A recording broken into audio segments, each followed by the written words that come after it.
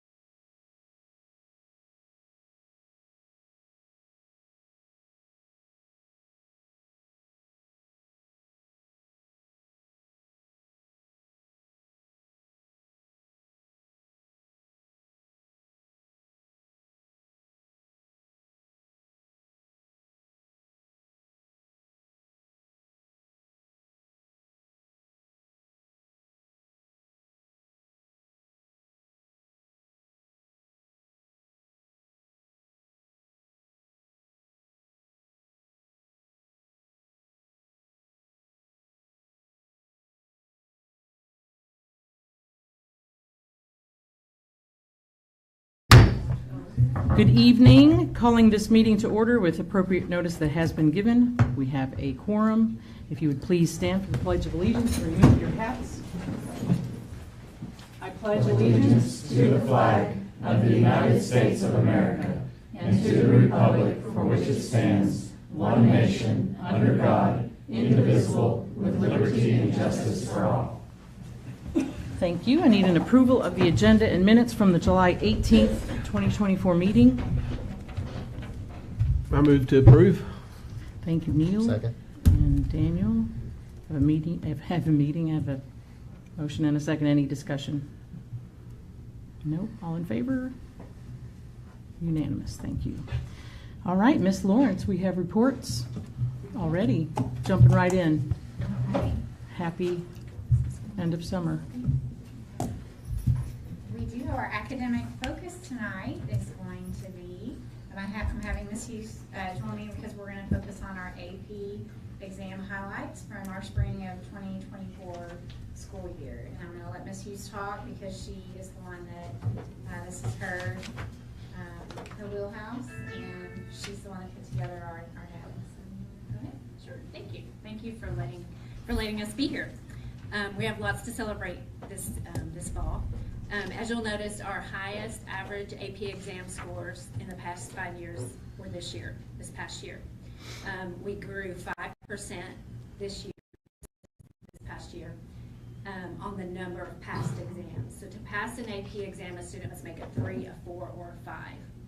And to incentivize the passing of these AP exams, in the spring, you guys tell them like March, April, probably March, we came up with a plan after checking with some other school districts around the state to give out scholarship reward money for our students. So if a student made a 3 on their exam, they got $50.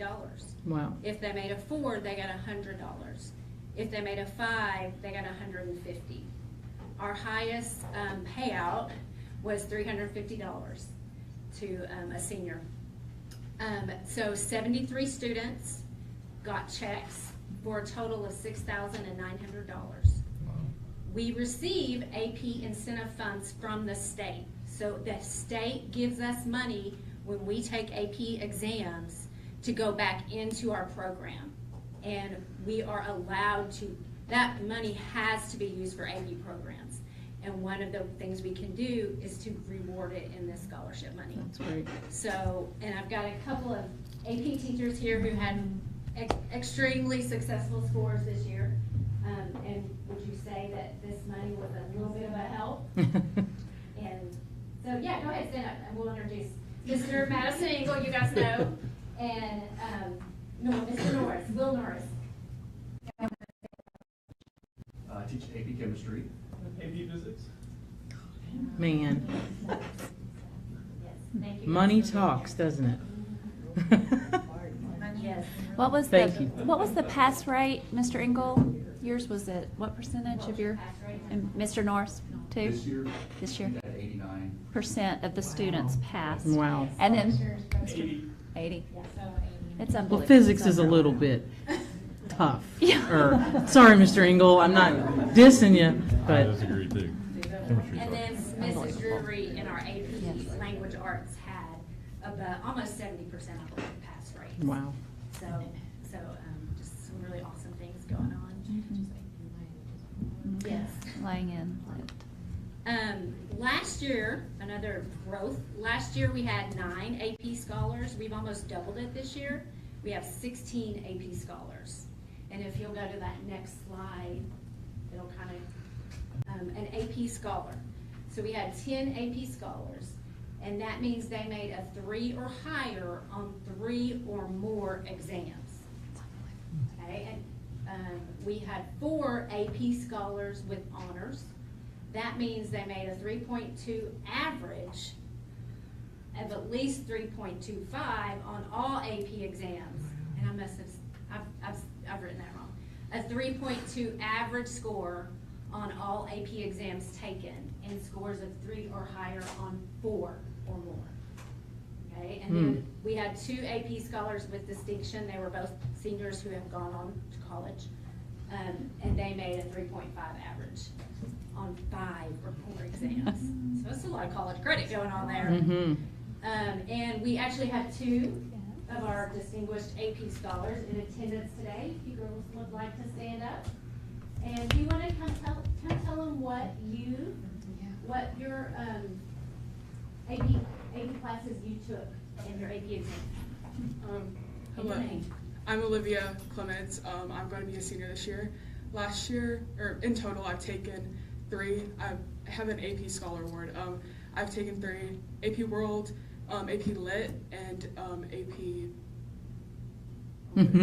United States History. Yeah, sorry. And then this next year, my senior year, I'm going to take 5 AP classes. Wow. So I should graduate with 8 AP classes if all goes well. Good for you. I have no doubt it's going to go great, really well. My name's Emma Girdley. I'm a senior this year as well. Sophomore year, I took AP World, and I got a 4. Junior year, I took AP Language and Composition, and I got a 3 on that, and I got a 3 on AP US History as well. So from somebody that, I never did anything like that. So what do you want to be? What do you want to do? What do you want to do when you grow up? Dermatologist. Either some sort of STEM type degree or law. I'm not sure which one yet. Okay. Very good. Well, congratulations. You make us look good. Thank you. And then on the next slide is just some pictures. Okay, so I tried to get my seniors, well, the graduates that are going off to college up there, and we took some pictures of them with their checks. And then some of their teachers were very giving of their time to come up and have their picture taken with them as well. And then for next year, our AP courses, these are going to be the courses that we are offering. European history is a new course for us. And then we're going to do a biology virtual. So we didn't have that last year. And then I did want to really quick mention just the honors programming for our district. So I coordinate the gifted and talented program as well. 63% of our AP scholars have gone through our gifted and talented program. And so that's why I wanted to invite Michelle and some of our GT teachers. They couldn't all come, but it just feeds into these AP teachers. We're beginning in those lower grades and then those honors courses, and we're just feeding this through just to make this rigorous and challenging and accelerating our students. So I just wanted to give a shout out to all of them. Oh, yeah, They do a great definitely. job. Very blessed. Thank you. You've done a great job.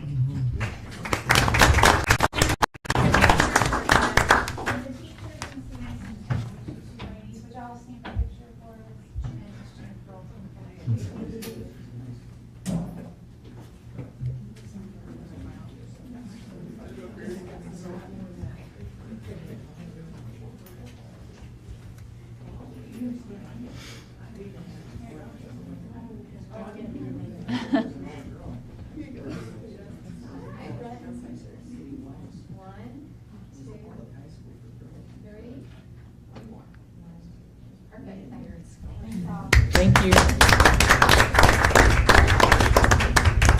Enjoy your weekend of your last you all. days of summer. Congratulations, girls. Thanks for coming. Okay, I know, isn't that exciting? That's like good stuff. And what are you going to follow up with Well, that I now? have other great things. This is our new employee to the district is good. video. Miss Cropper has put this together for us. I do want to say we had a great day with them last Thursday. We spent the whole day with new employee orientation, and we had that at our Hackler cafeteria. We did a lot of like professional development training with them. We did policies, we did code of ethics, they got to meet all the district leaders, all the central office, amazing staff we have here, just to try to help them see faces with a lot of the names they're going to be interacting with over this school year. We had a great breakfast provided with our Mountain Home Education Association. And then we had lunch brought in by Baxter Health. I want to personally say thank you to them. So we got to eat and talk, and we did shrinks. Miss Hatman is here. She did their shrinks training with them. So we had a very full day, and it was classified and certified. We're part of that training, and we are very excited about our new employees. And a lot of them are returning bombers, so that was fun. But we do have a video, and this will introduce them to everybody. So, thank you.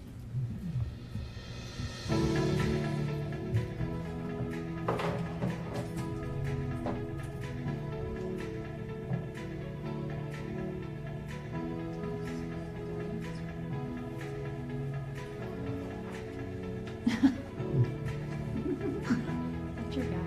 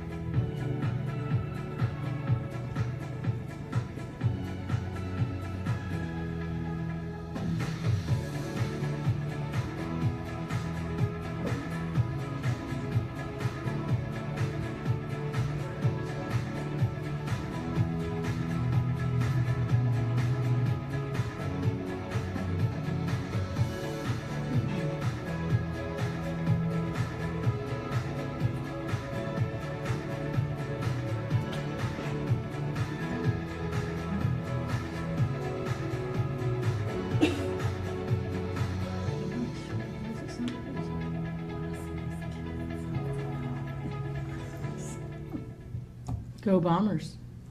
Thanks, Jennifer, for that wonderful video. Always do great. All right, Ms. Cotter, financial reports. What? See your video. I can only high kick. I want to see that. Oh, Hold on. really? Hold on. Everybody get the videos out. It's a joke in the office. TikTok famous. If you've ever seen any Saturday Night Live skits. Okay. Okay, we ended the month of July, which is our first period in the new fiscal year, with $13,841,648.96. Nothing out of the ordinary went on in the month of July. We have had more spending probably in this period than we have in the past, just simply because we've been trying to work on that CSP grant and utilize some of those funds, because that is coming to an end. We are working currently in period 13, which is our time to do journal entries and things like that for the ending year of fiscal year 24. And so that closes on August 30th, and so at that point when that closes, all those beginning balances will update from all of the business that has occurred there. We ended the month of July with total revenues of $1,808,143.74, with total expenditures of $2,109,506.04. Alternative learning, line 2275, that's bracketed. It's 15,000. Are we expecting some money to come in there, or? No, that will be one of those period 13 journal entries that we still have left to do. Okay. To zero that out, because it can end in a negative balance.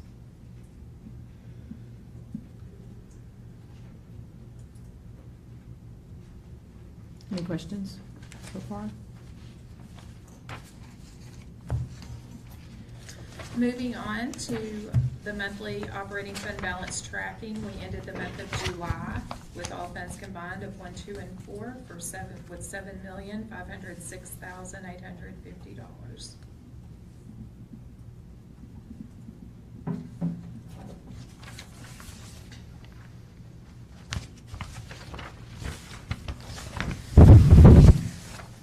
Moving on to the changes in our activity funds. We ended the month of July with $525,684.40. You can see the most activity was in athletics and high school, and that's not uncommon this time of year because all the different activities that they have going on continue on in the summer as well.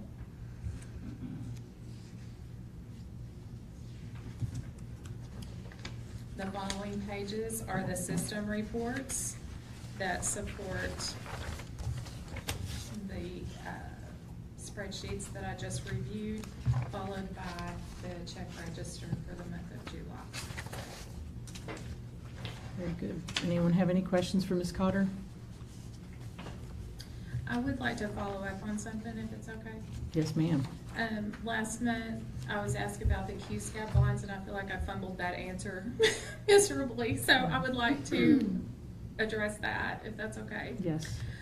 The Q-SCAP stands for Qualified School Construction Bonds, and those were authorized by Congress back in 2008 during the recession, and at that time it was part of the stimulus package. Our district's Q-SCAP is from 2011, and it matures in 2027, and it was in the amount of $925,000. Basically, the district got an interest-free loan that we pay back over time, and the district pays the interest. However, 2 times a year, when we pay that interest, we do apply to the IRS to get a refund of that interest. And we typically don't get 100% of it back, but we usually get about 93% of it back. Then, the districts are required to put back a certain amount each year that is into a specific account. And that's where you see that 3130 fund from your reports tonight. And we also reconcile that account each year against our statements that we get for that bond. At maturity, the district uses the funds from the specified account to make the loan payment as scheduled in the bond agreement. So I hope that better explains Sitting there. that Q-SCAP. And I'm the one who asked the question. I didn't mean to put you on the spot. That was a lot to have been able to answer just like, I mean, that's detailed. So It's thank you for, fine. thank you for I following just back. wanted to That's what I follow said. up because I didn't feel like I did a very good job of explaining it. Well, there's a lot to that, so yes, ma'am. Thank you. Also, I was a little bit off because our schedule was quite different that night, so. Yes, ma'am. Thank you. All right, thank you. Thank you, Ms. Cotter. And just for the record, those are not available anymore. Those were nice, but that's not available Yeah, anymore. That was just that That was stimulus nice. package. okay. Enrollment report as presented. Yes, you'll see on your enrollment, it shows a total of 3,778 students. However, I'm happy to report we have actually 4 more students today, but we may have had some drops. So we're somewhere about 3781, 3782 without drops that could have happened today. So this is changing hourly. I do have a little bit of more good news. We have gained 5 kindergartners in the past 2 days. Wow. So that's good stuff. That's good. Yes. We are at 236, which I think Wow. I am a little concerned with. I did talk to Kidspiration today. I've talked to some of our local districts, and they're just down. Cotter's down. Norfolk is about steady. They were at about 30 kindergartners, and they like to be at 35 or 40. Kidspiration is low as well. This may just not be a huge group of students in our area. There's really no way to know for sure for another couple of months, but we sure would like to gain about 35, 40 more kindergartners. I'm just not sure where they are. We'll just go door knocking. Door knocking. Yep. Christian school is up a little, but not enough to make this big a difference for us. So I think they're just not as many kinders right now, but we'll keep looking, and we'll make sure sometimes the first day the parents see the buses roll by, they realize, oh yeah, we should have done that. So, Oops. and that happens. I It mean, does. we had some that were enrolled in not our pre-K, but in pre-Ks that we house, and they had just forgotten. So, it does happen.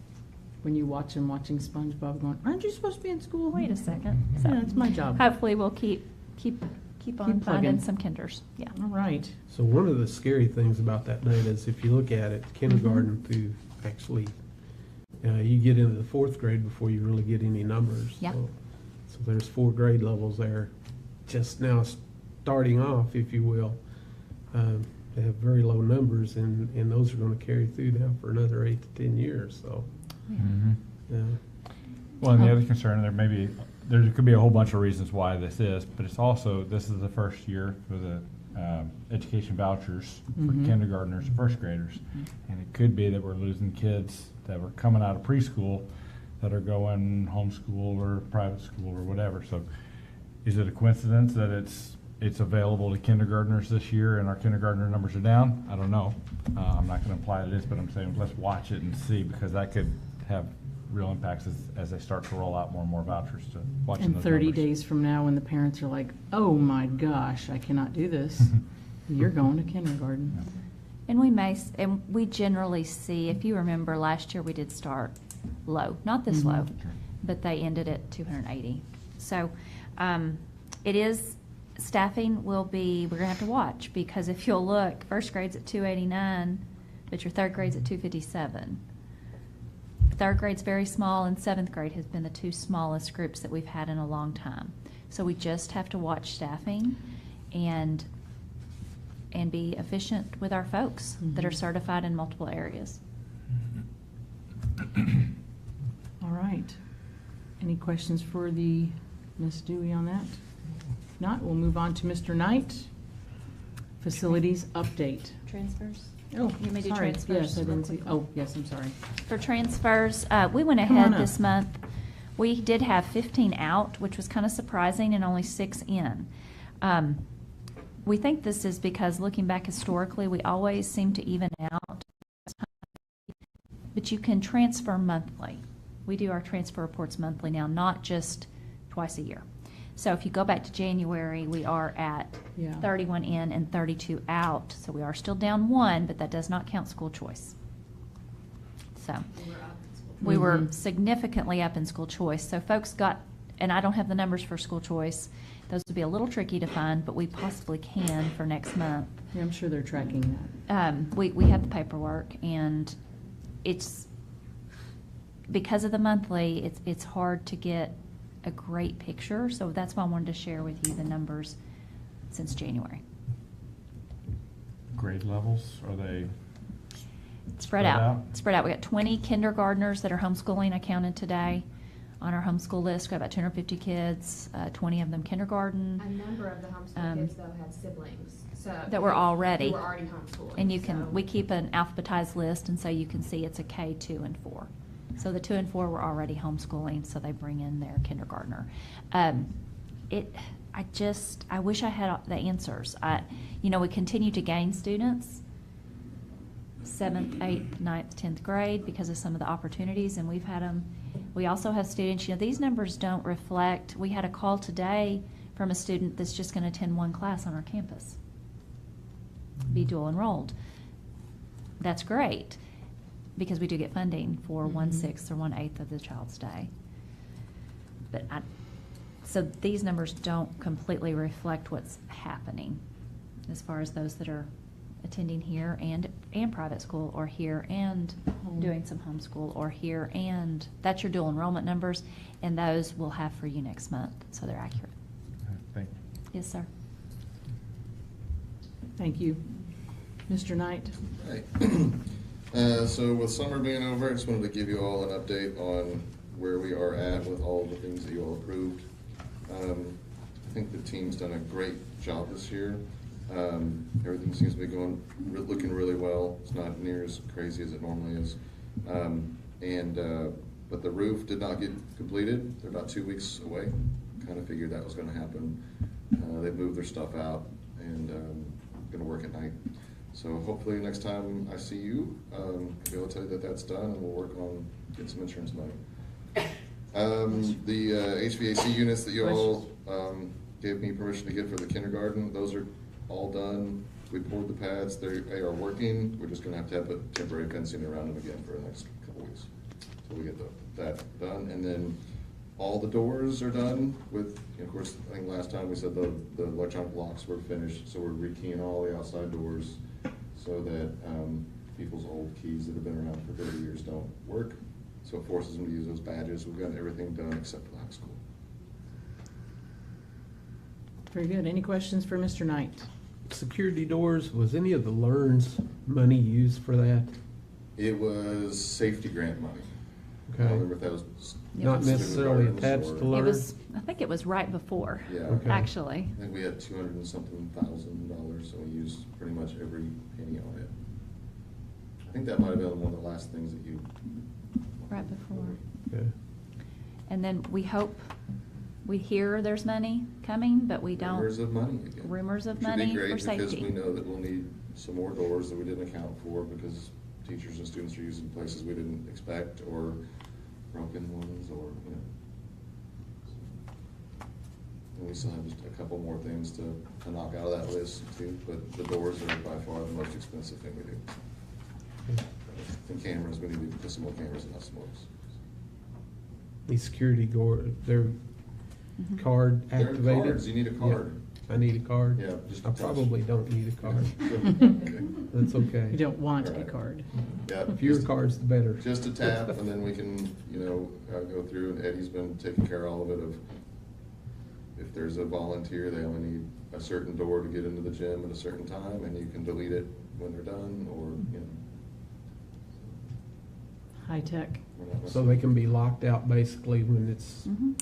not an You can appropriate expire time for them them, to or be there. if an employee were bad and were to leave, if they were left to leave with their master key, we have a problem, but now if they leave with their badge, it's Just invalidated. deleted. Okay. And Thank they, you. they work pretty well. I mean, I So haven't. far, I expected a lot more complaints than I Was- think I've heard. I'm not, so. The kids aren't here yet, so. I was rocking and Monday rolling could in the be- building. Monday's Monday will Monday. be, Yeah. shut your phone off Monday. What is the time you swipe the key, the door's unlocked, you Mhm. come in, and it relocks? What's the? Oh, I have to not know what they set that for. 30. Eddie. It Eddie's is, good. it is, you talking about when you leave, you go out the door? Or even when you enter? It's set for, about 7 seconds. Okay. And I talked to Steve about that, because that was some issue, some of them were longer, and we have got it down to where it's about 7 seconds. Okay. Once it closed, it locks back, about 7 seconds. How about the doors where they sense somebody coming from the inside and they automatically unlock, or are doors do you have to actually touch the door or hit the button? Mhm. Do we have those doors where if you're just standing nearby, it unlocks the door? Yes, they do. Okay. Isn't that a concern Almost. with? That is, They've been adjusted. It was a concern at the start, because they had them out too far where kids They couldn't moved. get the Yeah, movement, so the but door's they got it unlocked. down where you have to be right in front of the door. Okay. So but that they have to have them, and they have to have that button. Okay. Is there an override for that button, in case the button goes faulty? That button, I believe, is actually a physical, like it kills the power to the mag. Okay, So it's mechanical, not a. okay. not a It's not a digital. time, Electronic. okay. All right. Think we'll have a lot of people smashing into the door? I think we're gonna find a lot of these doors that we had no choice but to mag, that will bend, and I bet we'll be coming here and replacing them with. That's We'll just- typical, though. I we'll just mean, see. this is something new. We're all gonna Yeah. need to get used to it. I would rather have done strikes or crash bars on them, but the doors that we've used in this entire district, they do not, they are proprietary, and there's nothing made for those. Yeah, it's either you reinvent the When whole we start thing. replacing doors, are we gonna get them with that built in it? Every door we have purchased, whether it was made to one day, we have been putting strikes on them. Okay. Yeah. Even if they're not totals. That's the new rule. You get a door, if we're not even sure we're gonna wire it, make It's a sure it's got no-brainer. everything. Right. Very good. Any other questions for Mr. Knight on that? Thank you. Thank you. All right, we have a great presentation for the strategic plan. So if we can go to the, just a second, if we go to the PowerPoint.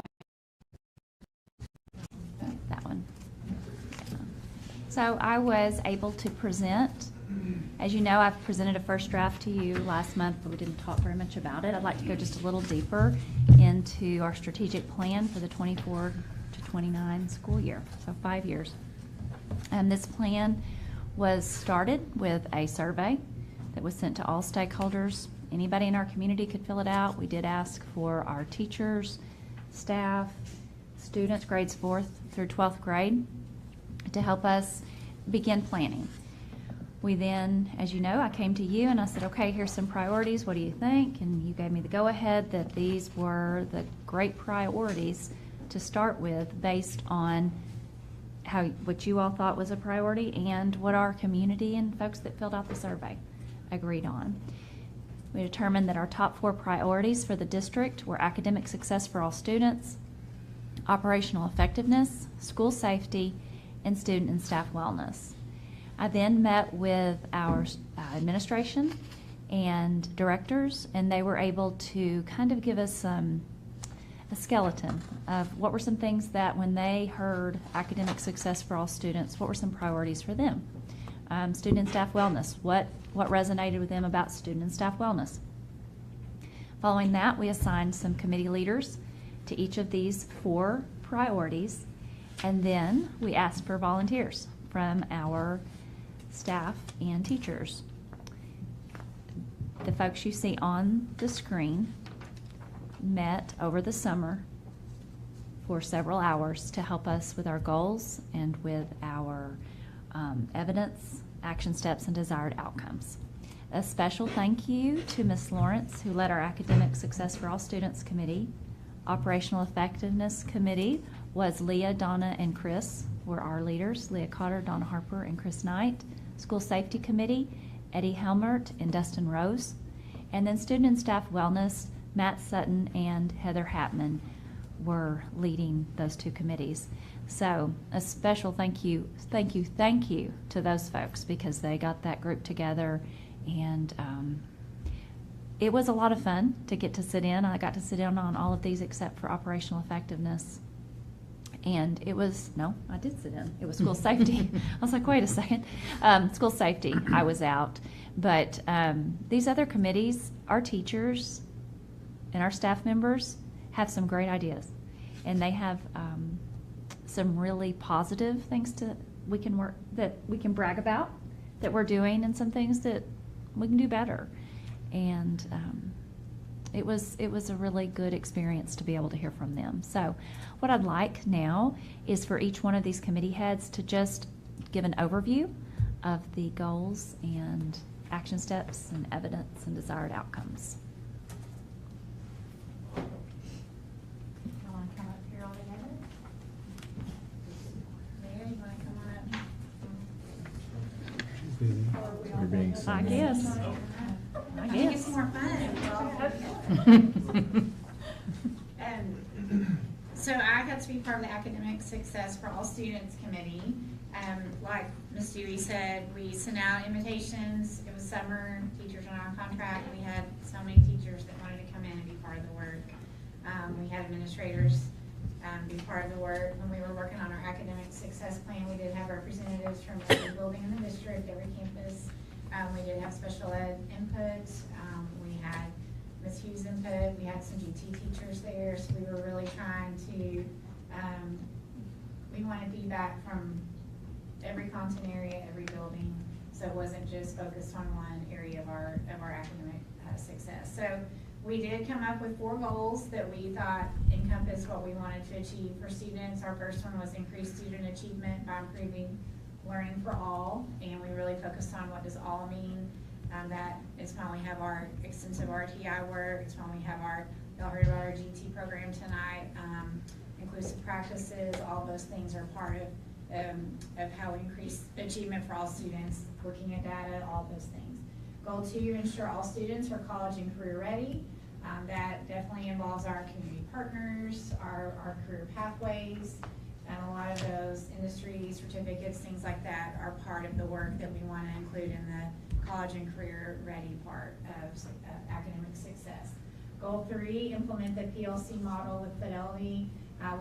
We are on, I think, year 8 or 9. I would have to go back and look, but of our commitment to the PLC model as a district. And we have continued our training throughout the summer, and we can talk about that in a little while. But we are very committed to the work. Our district administrators did a lot of training over this summer so they can kind of uphold that model in each building, and a lot of our teachers dug in. They went to the PLC Institute.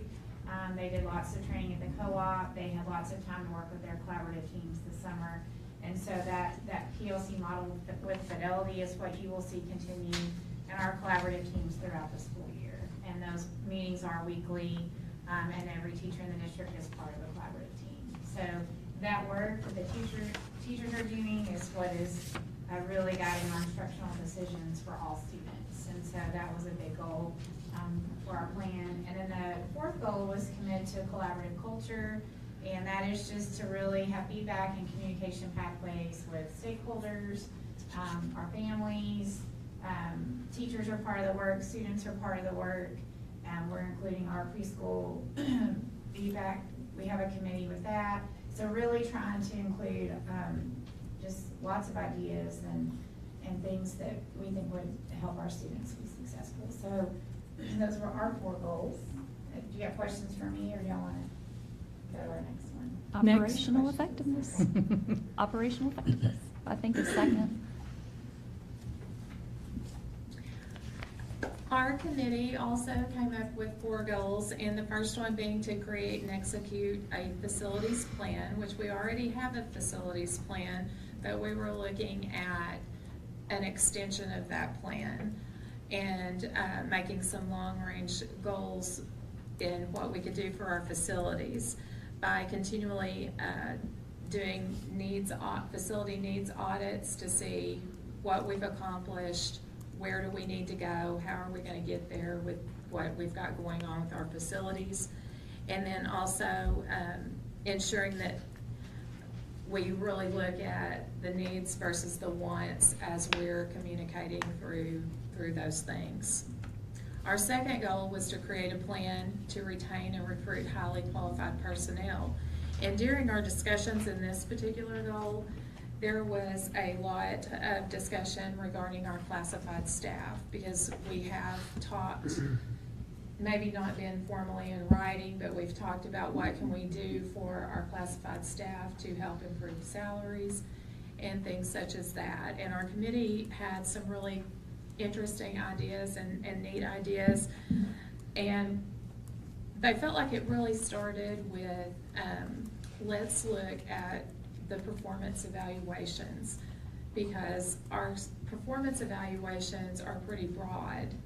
And the discussion was, what if we look at creating performance evaluation instruments or tools that are geared more towards the area in which they're serving, and then looking at how we could utilize those tools to possibly have some type of merit pay system for high performance, and for all supervisors to be trained well in the use of these, so that there's consistency about how our employees are evaluated, in which they might qualify for some merit pay if we could move it towards that direction.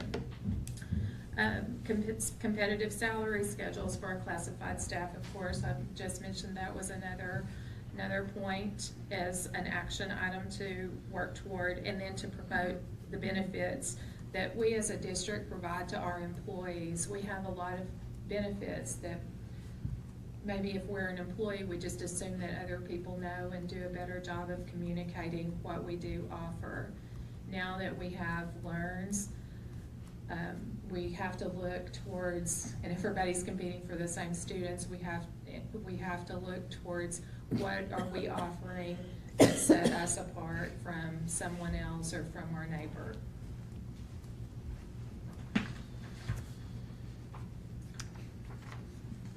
Continuing on retaining and recruiting high qualified personnel. We talked about attending job fairs, making sure that we're out there and that we're being seen and people know about our district. And providing good mentorship for our new teachers or staff that are new to our district. And then also reevaluating the certified salary schedules on a yearly basis to see if there is anything that we can continue to improve with those. Goal number 3 was to allocate resources appropriately while maintaining financial stability.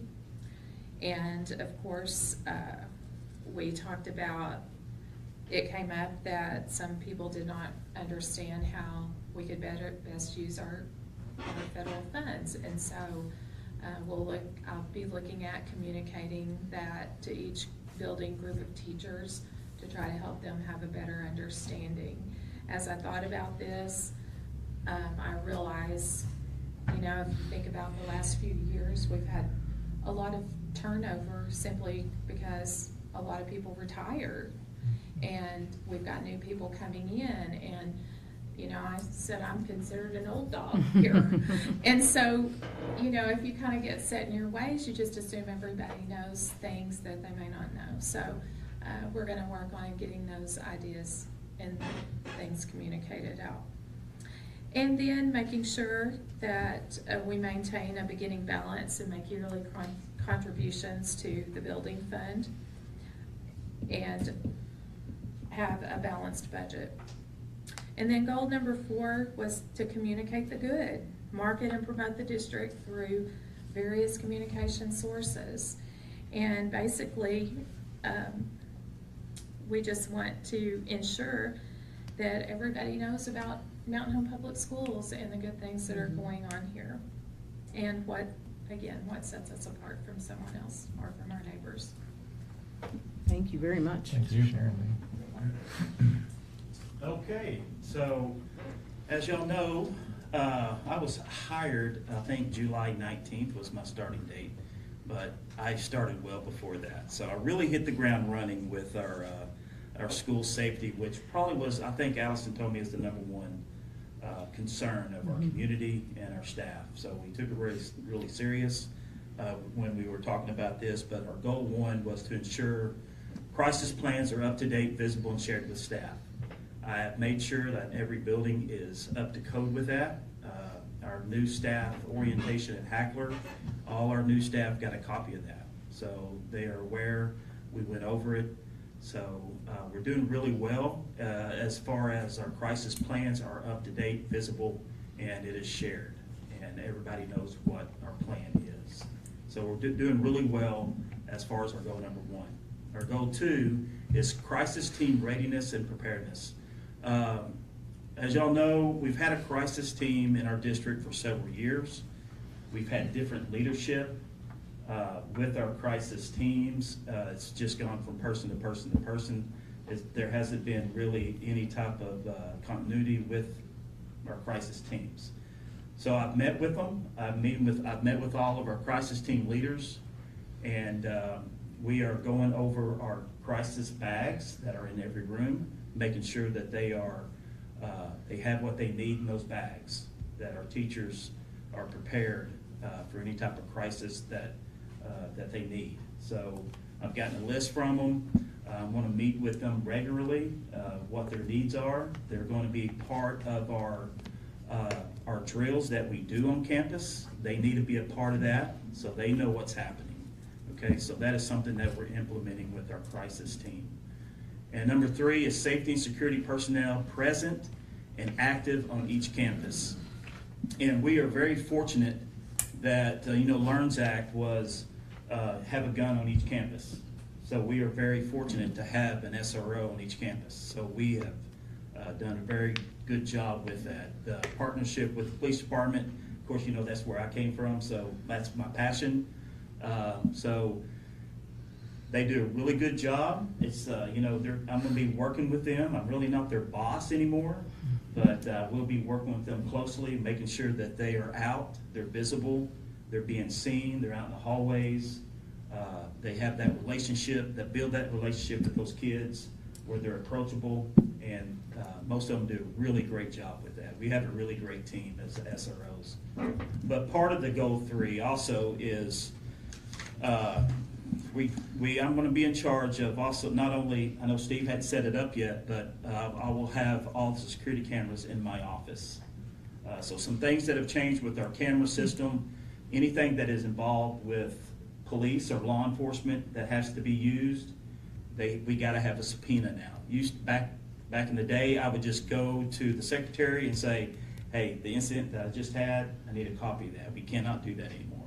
So we got to have a subpoena, and it's got to be given to me, and we got to go through the process.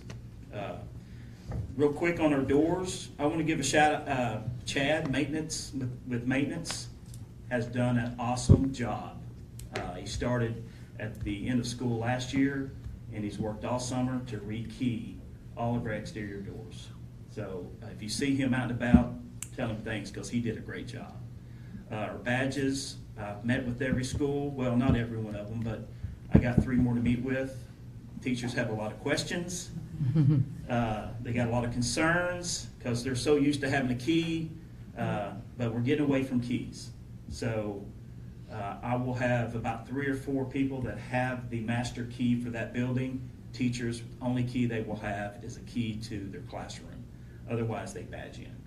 So that's a little change for them. So I think they're learning, they're getting to it, but that's one thing that I think as a district that we had way too many keys floating around. So we're really trying to tighten that up, keeping track of who gets keys, who has keys. We have a lot of volunteers. One that I think Chris mentioned, that what we can do, if a volunteer quits or something happens, you can delete their card and they don't have access anymore. You don't have to try to track down a key. So I'm looking forward to a great year working with all our schools, working with our administration.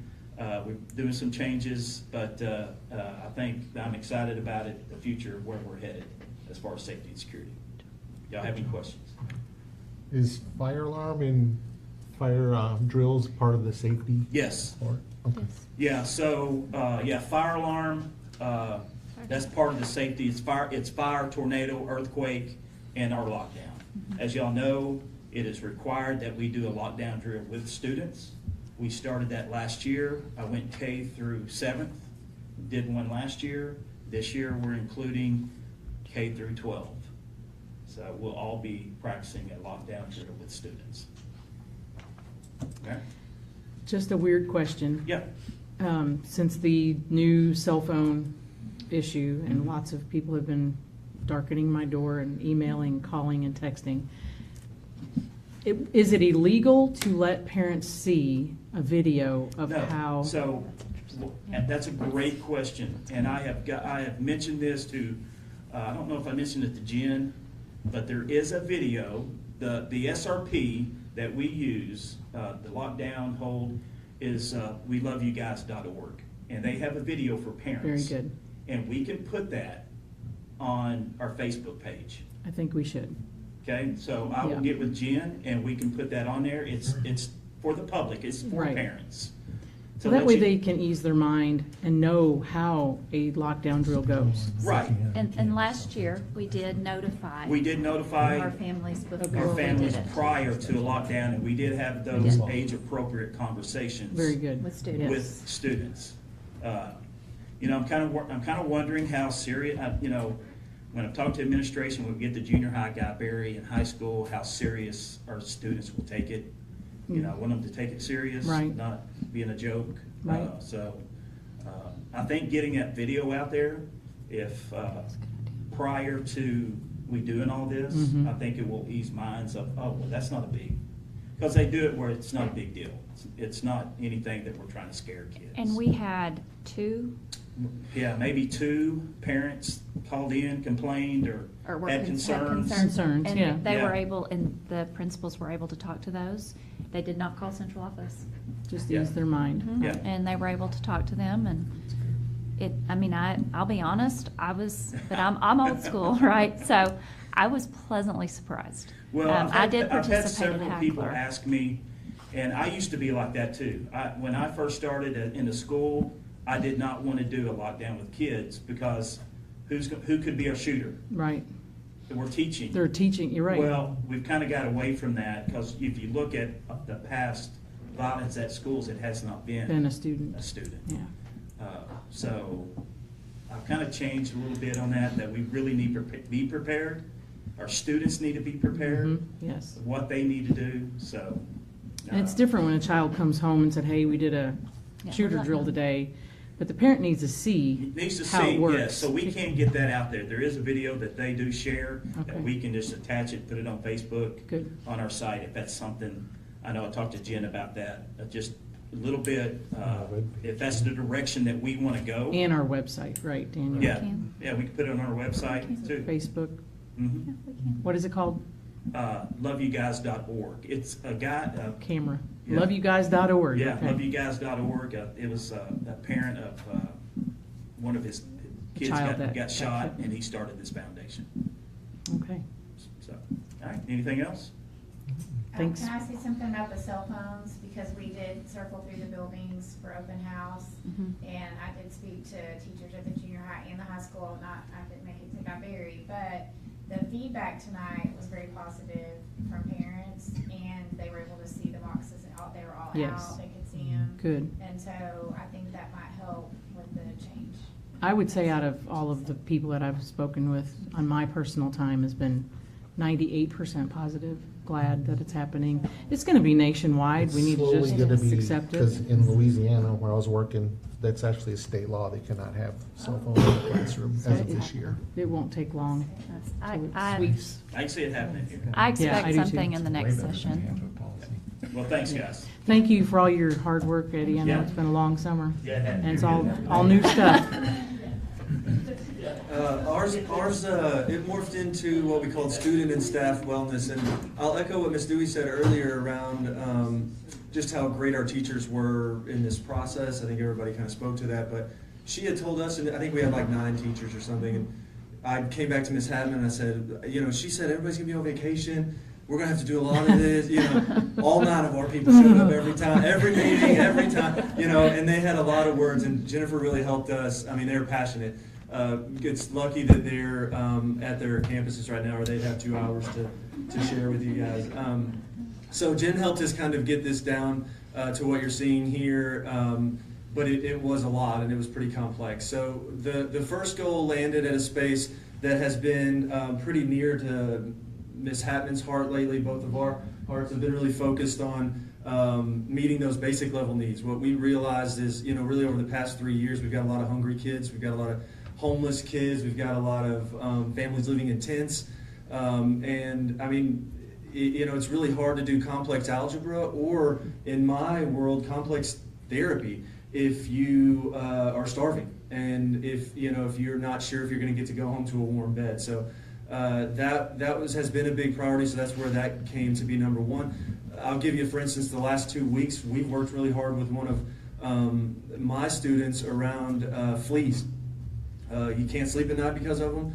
We're buying the bombs and getting the animals out and doing all the things. But imagine again trying to set, he's a high school student trying to set in class when you're just itching and bites all over, and then you have allergic reactions from the medicines that you're laying in. I mean, this is our stuff. So this is a big priority for us, and we spoke a lot. Our teachers had a lot to say about meeting those basic needs. We have bridges to really help us with that, and we are. Ms. House was at a farmers and merchants thing that we did the other day, where we are just really trying to ask for more donations there, because that gives us those resources to really help in this way. So that's goal number one. Goal number two for us was the obvious here, which was mental health and the kind of development of it's social emotional really for us, and the focus really became resilience. How this generation struggles with adversity. I don't think anybody's surprised by that. So really, working toward early intervention here and teaching those basic skills that maybe we assumed parents taught, but maybe aren't being taught like they used to be. So really teaching those skills around how to handle adversity and what life throws at you, and then also obviously the therapies and mental health supports that we spoke to there in those objectives. Goal three was really focused on our staff. That's something, again, that we have the last 3 years put a lot of our efforts toward. I probably work with more staff now than I do students and families, myself and the counsel and consultation that I do. So this was really around trying to help, if we believe if we have healthy adults, they can raise up healthy kids in our classroom. So that's been anybody that has listened to us over the past 5 years, that's what we're going to talk about, is like that's the solution of the mental health crisis, in our opinion, is bringing back the adult voice, the healthy adult voice into the lives of our students. So this is how we do that, by making sure our folks are well and they're well supported and are coming to work passionate and able to do their jobs to the best of their capacity. So in a nutshell, that's where we're at. There's a whole lot more words that you can probably read on there, but that's where we're at. Anybody questions there? Talking about benefits and fundraisers, I would like to recognize Miss Mary Walker, who donated a large sum of money to the Bridges Foundation. So that's going to help a lot of children. Thank you, Mary. And then pick a day and we'll do it together, and I'll be glad to donate everything, my time, food, everything, and feed the families and make some money. I'm glad you pointed it out. We've been so blessed. Folks have gotten on board. And a lot of people don't really understand what Bridges is. Yeah, and it's new, well, fairly new. Yeah, I mean, we've had it for a while. We haven't promoted it and used it the way we're using it now. Now it's going to be, now it's out there. So Yep. I think more people might talk about it. If you want to touch on it real quick. I can. For YouTube land. It's a nonprofit here. It's actually been around for a while, but it really came about through Jill Chanskowski starting it to bridge the gap between student needs and student success. And it really was a lot around school supplies and that kind of thing. Well, we're blessed tonight to about school supplies like we used to. And it's really morphed into what we do is we pay electric bills, we pay propane tanks to be hooked up when flea bombs. We pay for flea bombs. We pay for mental health services when you don't have insurance or you don't have the money to meet your deductible. We pay for broken arms for athletes that don't have insurance. we use it for a number of different things. That's incredibly valuable. Is Yeah. it just Mountain Home students? It is Mountain Home. It's Okay. focused on Mountain Home students. Okay, correct, that's yeah. one question that I had. Students for my and families. first- I mean, When it I taught definitely at important Iberia, I family. bought a hot water tank. Yeah. Which you'd think, Oh, yes. that's a big deal. Laundry You've got service. two Yes. teenage Lots of boys. Laundry That's a big deal. services. Yeah. I remember that scenario, yes. Yeah. And it's huge. Yeah, we've paid for plumbers to come in and, Mhm. you know, You get did. stuff. So, yeah, it's good stuff. It's really good stuff. We've been blessed, had some churches to donate money as well as some individuals. And Do could we do have without that on our Facebook page and our website also linked We have to that? Bridges on our link. It is. Okay, great. Bridges has its own Facebook and we share pretty regularly Great. anything they put out. Yeah, and we're trying to amp that up a little bit. And laundry services we have at some schools, correct? Yes. we And utilize it. showers? Yes. We have showers Yes. in all schools. Okay, that's good stuff. We also have a link where they can donate online Beautiful. if they would like to. There is a link online to donate to Bridges. Our staff does payroll deduction. Oh, wow. As well, some of them. We have the greatest school ever. We're pretty Just hate to blessed. say it, but no. Thank you so for all you do, Matt. A lot of people don't know who you are and what you do, but don't you ever leave. We need you. We need that. Thank you. And Ms. Dewey, I'd like to point out, these are our priorities in the strategic plan. The number one was school safety. And I told Mr. Sutton this the other day. I think in priority 4, there's a lot of overlap with school safety, with the mental health of our children, with our students, and with the staff. When you look at the priority 3, the school safety, 2 of the 3 of Mr. Eddy's are reactive. Hey, our plan, when something happens, our crisis team is ready for when something that is reactive. Having personnel in the SROs on present, that is proactive, right? That's a deterrent. But what Mr. Sutton's doing in the mental health, it's almost more important. Yeah, It's the proactive, Yeah. preventative piece. Let's prevent it before it ever starts, instead of needing that crisis team to come in afterwards. So I would say, yeah, hey, school safety is the top of the list, but let's really focus and throw assets at our wellness aspect too. I mean, it's been less than 2 years, right, when we had 2 active or 2 threats, 2, 3. So I mean, it's a real possibility. So the committee that was involved, they're passionate is probably, you may have, I can't even describe. I mean, I was only at one meeting and Matt and Heather said, okay guys, we'll take what you've got and we can just send you something back if you want to look at it and kind of give us feedback. And they were like, oh no, we want to meet again. And again. And We love again. meetings. And Yeah. again, Meetings. because that's how important Passion. this is That's to a our good word. folks.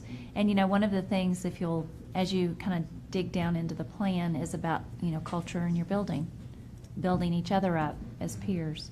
And there was just a lot of hard work on this plan, a lot of good stuff, a lot of folks. Jennifer made it beautiful for us. We all can type, but she can make it really pretty, bomberize it. So I would love your blessing on going ahead and pushing this out, getting to work on some of these things. There's some things that we call low-hanging fruit, right? Things that we're already kind of doing, we could just do a little bit better. But there are some other things that are going to take some time. We're going to have to dive in and really get after it. So I'd like your blessing to move forward with this. We will, if you're okay with it, we will publish this on our website. We will send out to our staff and to all those that receive our update from the board meeting tonight as well, and get to work. Well, it's not really a vote, but it is. It's not really a vote. I- I just wanted to make you all aware. Yes. And, Good stuff, very good stuff. If you see anything as you read through, we could have missed something. So if you see a typo or something you're concerned about, please ask, reach out. Our staff may have some things when they all see it tomorrow. I'm good with it. You good? Yeah. Okay. Everybody good with it? Good with it. All right. Good. All right, Ms. Cotter, why did you sit back down? Fund transfer. All right, we will move on to action items. Request to approve transfer to building fund, Ms. Cotter. It is today. Hopefully a Good car show. evening again. Each year, the operating fund carryovers are considered, and when there is an excess from the prior year, there's an option to transfer to the building fund. So tonight, we're asking the board to approve a fund transfer of $400,000 from the operating fund to the building fund, $3,000. Make the motion, we approve the fund transfer of $400,000 from the operating fund to the building fund for FY '24. A motion, do I have a second? Second. Neil, gets it, he's new. New. Any discussion? We went from a few months ago where we didn't think we were gonna be able to add anything to now we're at 400,000. So I think that's a reflection of the work that you did this past year on tightening up things and where we can save, where we can be more efficient, so. Our folks out, our principals, our directors, our teachers, and thank you for They've all acknowledging tightened the that. budget. And Everybody pitched in. I mentioned to one of our high school teachers, I guess it was Tuesday night at tennis, the tennis match. I said, he was like, way to go. Like, I thought, okay, well, thanks, and I said, we tightened some things up, but I don't think our folks did without. He said, no. He agreed. So I thought, okay, that's what I want to see is for people not to think that they're doing without, Right. because we're going to take care of folks. But we did tighten up. Revenue was up. We made some changes in how we do some billing, and I think that helped. And just a lot of hard work, and this is Thanks to big. so many. Well done. Thank you. Any further discussion? All in favor? Unanimous. Thank you, Ms. Cotter. Request to approve the 24-25 budget.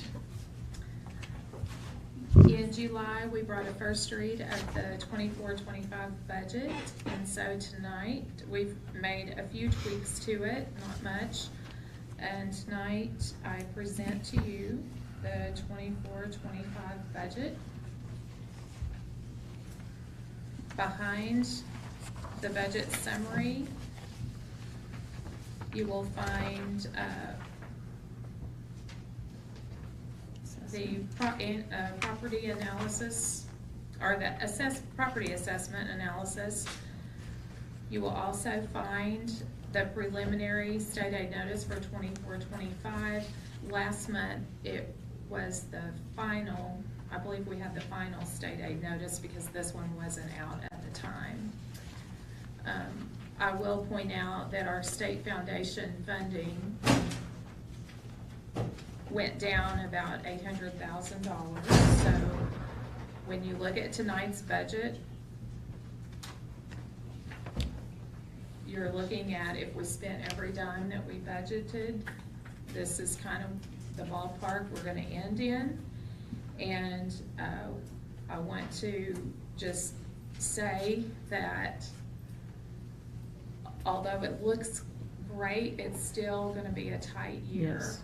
And we still need to continue with the processes and the procedures that we Right. did last year.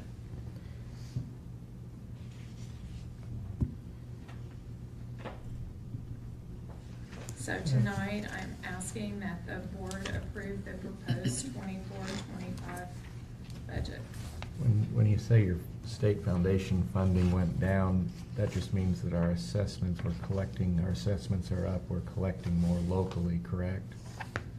Yes. I mean, there's more local money in the dollar, in the calculation Yes. than what the state is That is true. contributing. Yes, that is correct. Thank you.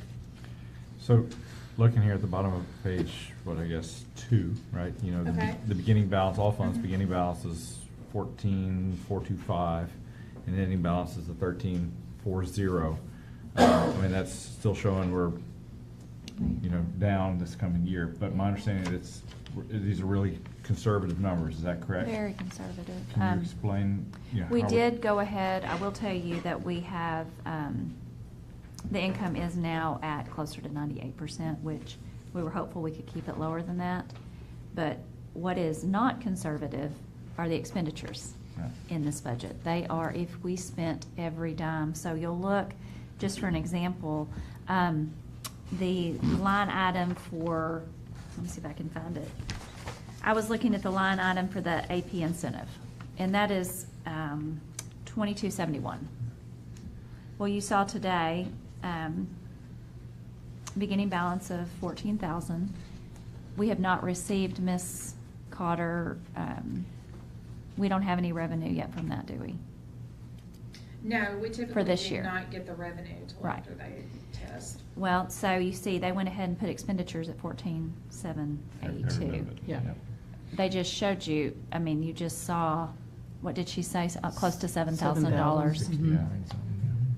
So we have, the expenditures are at max on this budget.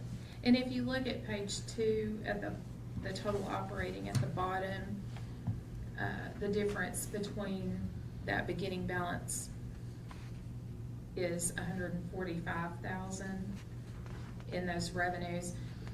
We budgeted those carryovers in the total expenditures, that if we spent everything that we had, this is what we're looking like. Okay. Now, does that typically happen? No, we don't do that. That's why we were able to end like we did Sure. in fiscal year '24. Okay, good. Ms. Cotter, after we run a full payroll, September 10th will be our first full payroll that every employee that we have will receive a paycheck. At this point, we've had the 240s and 247s have been receiving, contract links have been receiving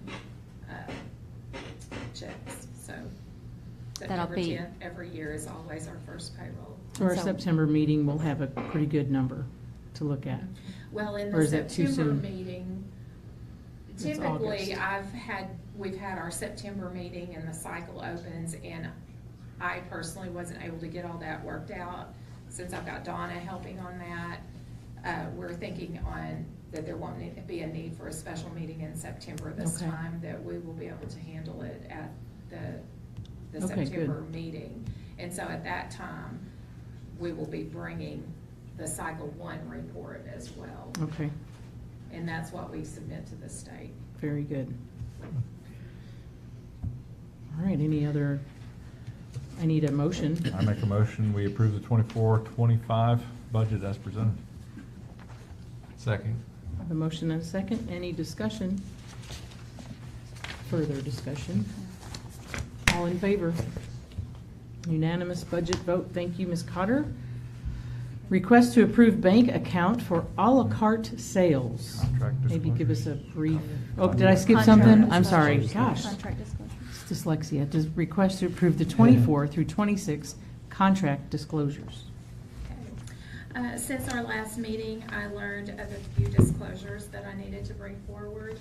And we have some referees that we pay, and I needed the employees to disclose this. So we have a list of 3 of those referees, and then an elite speech therapy. So I'm asking the board to approve a resolution to do business with the following vendors. Make a motion, we approve the resolution to do business with the following vendors. Second. Have a motion and a second. Any discussion? None. All in favor? Unanimous. Okay. Back to à la carte sales. Request to This is approve a- that bank account. This is a little bit different request that I've brought to you before. Tom Mary from the Food Service Department came to me and Donna with the request to set up mobile services such as Cash App, Venmo, or Zelle. And if you have college kids, you know that this is what they're doing. High school And kids. High school kids. So he said he often has students who come to him or come through the lines that want to just Cash App. And so Donna and I were thinking about how can we meet the needs of the students but still make this work and it be as secure as possible.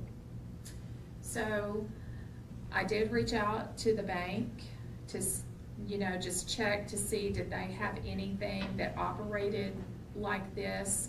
They did not. So I did discuss with Pepper about, toss some ideas around with her and Donna, and so we came up with allowing Tom, if the board approves, to set up some of these for the district. We do not want this to be transferred directly to our district checking Right. account. Definitely. So what we would like to do is set up a separate account. Right. Where we can transfer, allow the children to pay with their app. It goes to that account, and then Donna or I would transfer that ourselves to the district account. Very good. Keep it all separate. Yes. And transparent, And so, because they will have their cell phones during lunch. Yes. Okay? Yeah. Yes, I will. and if you recall, these a la carte funds are what allowed Tom to give food service bonuses last year. And so he just feels like this would help the food service program as well as meet the needs of the students. And we're trying to be very careful about it for obvious Right. security reasons. Mhm. Now, Sorry, so on this, we're gonna do a separate bank account and not just use a Venmo or Cash App account ourselves? well, it was our understanding that that had to go, you have to use it, you have to transfer it to somewhere else. And Okay. please correct me if I'm wrong on that. It has And we to- did It has not- to come out of the app. It has to At one come out point of it the- will, so that will come out monthly? I'm into our thinking more account? like weekly. Okay. Yeah. Because Weekly we would be safer. would want, I mean, and there's gonna be a lot to it, like, it's gonna have to be Right. reconciled, who paid it, how much did they pay, it's not just like, Right. the money's gonna go there and you transfer it, like, there's gonna have to be record keeping about it. So when we do our monthly meeting, will that be a separate line in there with that for us? To see that amount with that bank account? Could it be A there different like? line Is it item. different, like how you have all the different Activity. activity funds and all that, would that be a separate one We could, on yes. its own? Okay, Yes. okay. How do you account for the cash that he gets now? I mean, that a la carte's taking cash. It's basically the same, except it's digital and it gets put into that bank account. So how do y'all account for the cash He counts it. they're taking in every day? He gives it to us, like, it's all, he's got a form that he has to fill out on his cash, coins, checks, anything like that, what account it goes to, whether it was student meals paid, whether it was adult meals paid, he has to sort all of that out, then it comes to us in like one of those timber type. So the a la carte's getting mixed in with the meals, it's not separate right now then? Right, well, the cash comes over Yeah. all together, but Okay. he has it broken out on his spreadsheet. Okay. Now, what you will see, like, that would be transferred Right, Into 8,000. into Fund 8,000. right.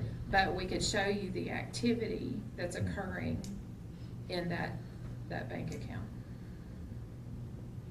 So if we If see need line be. I them. mean, that would be like us asking for the It's one transaction check. history Yeah. on all of our activity accounts as well. I mean, it's no different. Right, It's just it's- Right. another yeah. activity account Right. through the food. Will it be- And if you approve it tonight and then new information comes to us and we think this is not a good idea, we won't do it, and I'll let you more of a know. chance of We're not gonna do it. I mean, I think we're Make already sure doing that it. means This all is you're just doing is asking changing info. the Right. form from paper money to the electronic. Well, and We're then it'll already have a la rectifying carte. and putting it to It accounts. can. It can. She's taking, what they're once, And it's safer than well, cash. like we do with our kids, right? You're not Or having my to deal with husband. cash.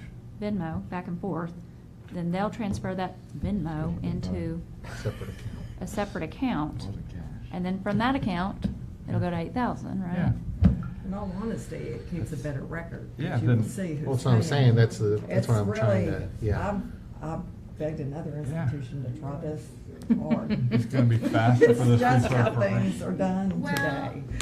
Yes. That was They'll a just good do point. The this. too. challenge, I Faster. think, is going to be identifying the student, because they have names like at whatever, whatever their handle is that they use. Mhm. The student So number? they're gonna have to make sure their name is in the text of it. Right. There's gonna, it'll be a process, I guess is what I'm saying. I guess what I was asking, is when a student goes You and don't buys a think so? drink from the a la carte and pays $5 for it, I mean, are we recording that student bought this and paid $5 and keeping that record? I don't think we are. I think they're running over there, taking the cash and giving them change and off you they mean go. as So now? why is it any different? Because it's why do we have to tag it to the student? I don't think you have to payment. tag it to the student, you just need to know. She was saying we have to you identify know, the student. We sold a slice of pizza for $1 and we. They just had gotta know they registered sold a it. It's slice of just like, pizza yeah, for it's just like $1. POS system, basically. Yeah, you know, it is I a don't think POS it's to system. student. I don't think that's what we're doing. Okay. I don't. Are we? I misunderstood when you were saying we have to identify which student made which payment. Well, you're right, on a la carte, you wouldn't have to know We that. don't If know it's that. trays or something like that. No, we're just not, be are a we talking POS about paying system. like lunches with this Venmo as well too? Or Not at this is this just a time, la carte? strictly a la carte. We're not doing that anyway, we're Yeah. just taking cash and they get their bar and off they Because go. when they come through to get a lunch, they scan their badge. Yeah, so that's separate Right. now. Yes. Yeah. I mean, We're not. I'm not sure how they do a la carte, like I've not Okay. watched them do it. A la carte's cash only, is that right, Chris? Yeah, yeah. If you don't have the cash, you don't get the pizza. So it's just like paying cash, but with Venmo. So it's Right. not really a, We're not changing anything but the form of the payment, that's it, so it shouldn't. They should Right. be able to, like you said, Scott, it's, okay, sold a piece of pizza, tally I mean, marks. this isn't But like we'll when find you do out. fundraisers and you do have. separate to accounts have for cash. security reasons. This is So you can't get it in just, a school account. it's not the same. Right. Cash app. So there shouldn't be that much To your extra Venmo, work to your school for account. you. You Yeah. have to think of that too. Yeah. that would be Because betting this weighted. is just a la carte, this is what we got from it. It should be less work for food service, instead of making change, it's the swipe and. Make cash And on counting. And we're not having to keep track of cash or the risk of having cash and moving cash. I mean, it seems like a win-win all the way around. Agreed. So, Okay, so let's vote on this. I move the board approve the recommendation. I second. And now we should have discussion. Now we have now we should discuss. I always thought we should change that, but any further discussion before the discussion? Yeah, before I the don't remember who motion? Robert was that wrote all the rules, Where, but. God rest his soul, Robert Gibson. Okay, all in favor? All in favor, Barb? Are you in it? Yes. Okay, yes, thank you. Unanimous. All right, Mr. Knight, would you please come up? Request to approve the high school cafeteria heating and cooling unit. So thank you all for $400,000. We talked about this last month. We knew that this thing had died and needed to be replaced before it gets cold out. So we put that out for sealed bids, and bidder number 2 was the winner of that at $21,151. As of when we opened the bids, there was one in stock. Wow. I cannot guarantee you that it is in stock tomorrow, but if it's still there, we should have this in no time. So. I move the board approve the recommendation. Second. Any discussion? Yeah. Have we done business with this bidder before? Yes. Happy with the results? Yes. Local, and comes out of building fund. Excellent. Any other points of interest that Chris hasn't met? Does the unit have a name? Is the what? Unit have a name? A brand? Do you want the brand? They don't know who The it heating, is. like this thing has been dead for so long, does it have a name with Oh, yeah. with the crew or anything? Like, We are lucky because the AC side of it's working, so that's why it's not been. Yeah. Yeah, if you remember this, last time we replaced one of these, it actually was more than this because it was completely dead during summer, and we had to pay a lot of extra shipping to get it here, so we could. I think I even did an emergency. Chucky. on that one. Yeah. So we didn't burn this one down, though? No, this one, the heat exchanger is Okay. just in it. Got a hole in it? Got lots of holes in it, yeah. Mhm. Which we're also lucky that we found now, not in the winter. November. Very good. All in favor? Unanimous. Thank you, Mr. Knight. Mrs. Lawrence, request to approve contracted services agreement for dyslexia. I need that. Supposedly tonight I'm not doing so well. So you'll notice your background is referencing our, just the rules governing how to meet the needs of children with dyslexia. Since 2016-2017 school year, Mountain Home Public School Board of Education has invested in many opportunities to develop further training and strategies for teachers and staff. And it's listed our main programs, Apple Connection, Susan Barton, and District RTI guidelines. For the upcoming 2024-25 school year, we would like to continue intervention support for grades K-12 in efforts to increase student comprehension and reading skills. The interventionists will provide direct instruction for students in need of additional academic support, and they do provide those services and those training programs of Apple Connections and Susan Barton. If you'll notice, the recommendation is to approve these agreements with the listed ladies. They are all retired teachers from Mountain Public Schools, and they have been doing this work with us in years past. So they are wonderful ladies working with our students. But kind of a brag on this group, Sarah Tribbett is not here tonight because she's been at open house, but she's our new dyslexia coordinator for the district, and she hosted a lunch.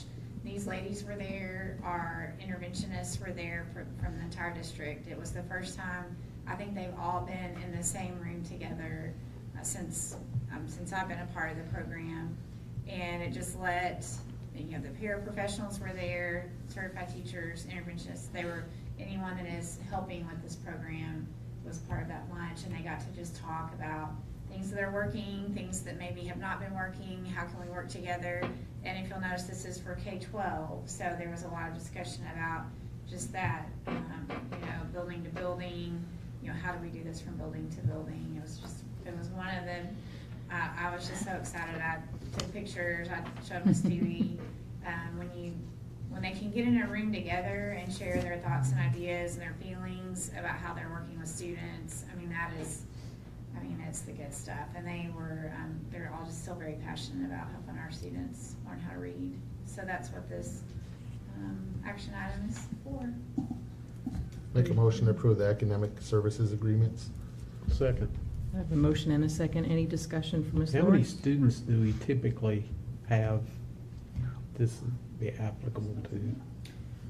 In the district, Mhm. I don't have the exact number, but it is a lot of students. That's why we do the contracted services. And the other part about the dyslexia, the fidelity piece is the groups can only have 4 max if it's connections, and if it's Susan Barton, it's 1-to-1. Wow. And so, and these students don't exit out of the program until they have mastered the program and the parents are ready for them to exit out. Or the parents may decide there's some other things in the student schedule they'd like to be a priority over the intervention, and then they may exit out at that time. But typically a student is in this intervention program for years in our district, which is great because you want them to finish the program. But it does take a lot of adults to meet the fidelity marker. That's why we still are contracting out. A 1-to-1, the other part of that, there's minutes that are required by that program per week. And so to get the number of minutes with the size of the group that you're required to have, it takes a lot of people to make that happen. One neat thing about this is the contracted ladies are often able to move up in the buildings with the students. We have our hired interventionists that are staying in the same building every year, which also is great. They can work with those students while they're in that building. But, the contracted ladies often are moving through the grades with the students. So there's some continuity there that we like in the program. So it's a very intricate system, and the scheduling is very complicated. The students cannot miss, we are no longer pulling them from core instruction. We were doing that initially and realized that is definitely not helping them. So they do not miss core instruction, they do not miss specials, recess, those things are protected. And so there's some pretty restricted times in the day that we pull them for their services. That also makes the schedule a bit more complicated, so. Any other questions? We have to have a pretty good idea of what this is gonna cost us in order to budget for it. Do we base that on historical, how many hours we used every year? Because there's a lot of variables for how long a student's in it, or. We have a spreadsheet. There's a magical spreadsheet, but last year we spent about $100,000 on these contracted services alone, so that's not even including. We can use some of our state categorical funds for that because dyslexia is a piece of some of those state categoricals. Ms. Dewey and I did sit and run numbers pretty hard on this before we brought the proposal back, and this is still We did fiscally consider, sound way, right. yes. We did consider coming to you with employees, but it's about the same. It was almost dollar to dollar, same amount. And there is a lot of flexibility In their schedules. with the contracted folks Sure. to work among grades. So, you know, it's something I think Ms. Trivett will continue to look at and figure out what's best for us moving forward, and we'll trust and work with her and. You've got One some great semester at a people time. there. Sure do. Yeah. Yeah, I mean, it's. Yeah, this is a good group of ladies, man, And, for sure. Top tier. Top tier. All right. Any other questions? All in favor? Unanimous, thank you, Ms. Lawrence. What? You're next. Stay. Come back, Yeah. come I gotta back. get my next. Request to approve on-site professional development. Okay. Okay, our district is continuing the work of professional learning communities on all our campuses. Solution Tree is a premier professional development provider for this process, and you did hear that referenced in our new strategic plan. Our rationale for this action item is that in order to effectively continue the implementation of the professional learning community collaboration process on each campus in our district, team members and administration need continued training and support. The needed support is available on-site with a familiar consultant. This will assist our teachers and administrators as we continue the implementation of the PLC work throughout our district.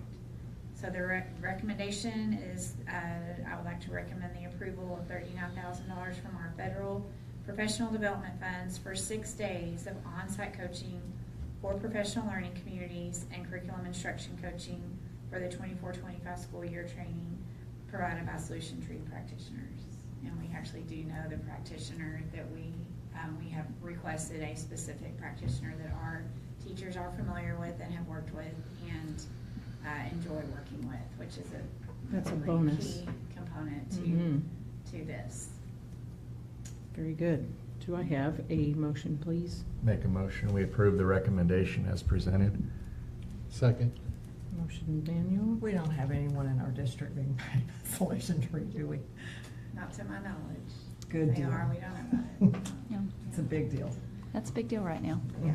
No, I we do would not. like to ask, when would they do this training? So we met with our lady, her name's Ev Kent. She sat down with Miss Dewey and myself about a week ago to kind of look at the calendar options, and she sent some dates to our lady, Miss Emily, and she is waiting. She wants to come here again, and she told Miss Kent, "I'm ready to come back. I will, whatever days they ask, I will make it work." So we sprinkled them out. We kind of looked at, there's some pockets of time that seem to work the best. So like, you don't want her to come right at the beginning of the school year. You want a little bit of time to pass, but not too much time to pass. So we looked at an October day, a couple of times in the fall semester, and then you hit holidays, and then we were wanting her to come back a couple of times post MOI data, middle of the year data, and then before end of year data is given.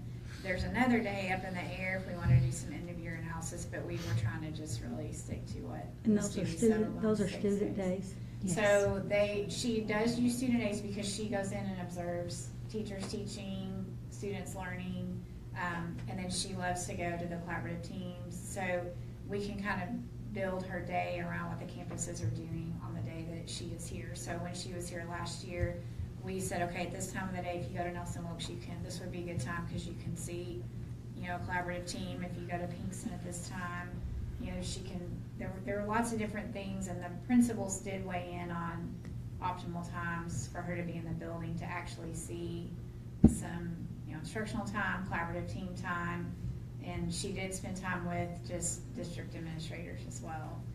Those posters on the wall, she helped us set some goals as an administrative team, but she is very direct.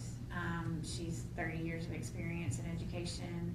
She's kind of, the main school she's worked with is a model PLC. That's a school that people go to all the time to see how it's done well.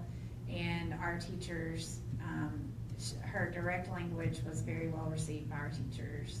And she did lunch with Edwin at Nelson Wilkes State, lunch with our teachers. And then they could ask her questions, she could give them feedback on what she was seeing in the building. And it was very, some of it's hard to hear. You know, it's hard to hear, but you need to hear it, and then she always gives you ideas of how to make it better. And then she gives feedback on our collaborative team process.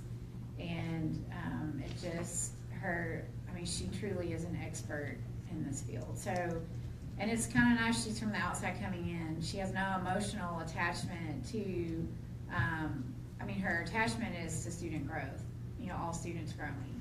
You know, it really focuses on the 4 key questions of PLC. You know, what are they supposed to learn? Did they learn it?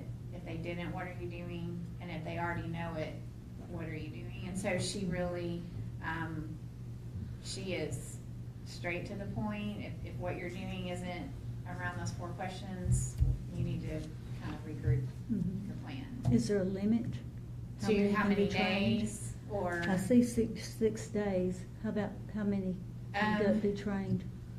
Well, the teachers aren't, her feedback is kind of it's kind of an ongoing feedback process from her. So at the end of the day, she meets with principals one-on-one if they would like to, and she can kind of give them, you know, more support.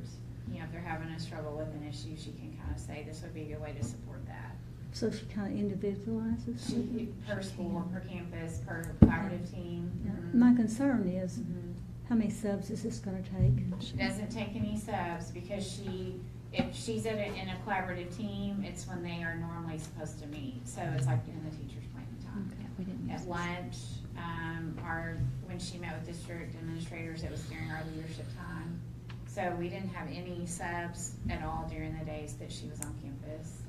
She wants to see school as it really is. She does not want us to present anything to her that is not really happening, because that doesn't help anybody.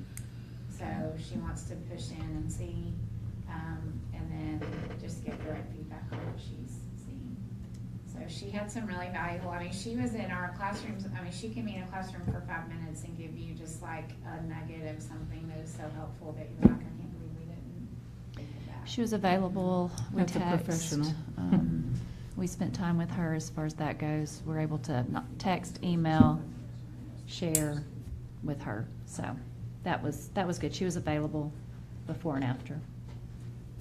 Playing everything with her. It's more coaching than training, probably. It's looking at current practice and noticing things that we didn't, which is kind of nice. It's nice to have that little help.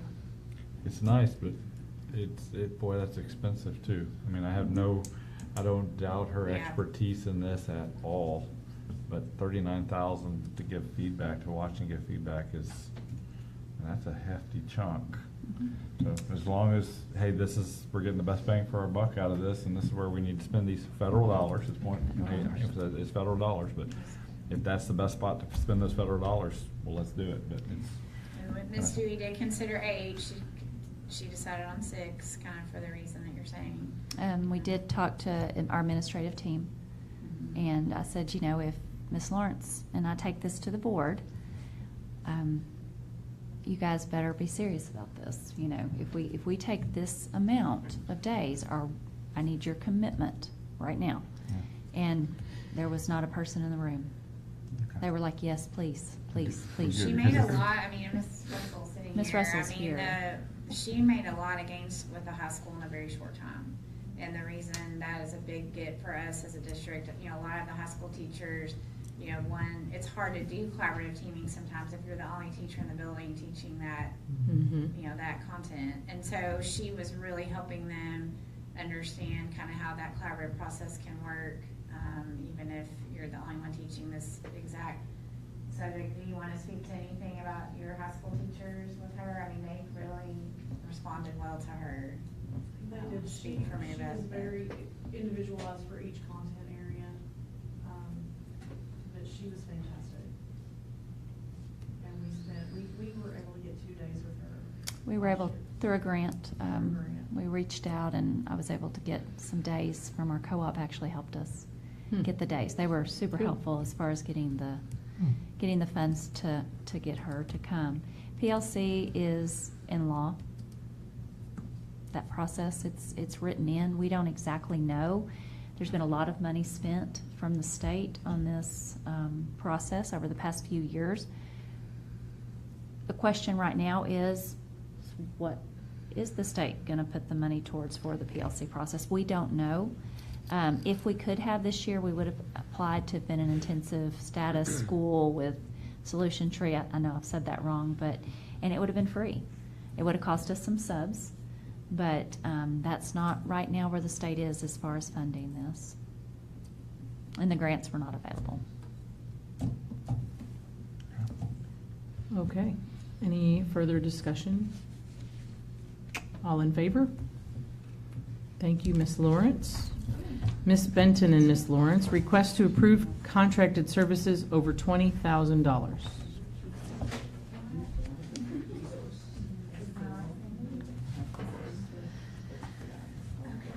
Okay, so a few of these vendors are directly related to special education services that are outlined in our students' IEPs.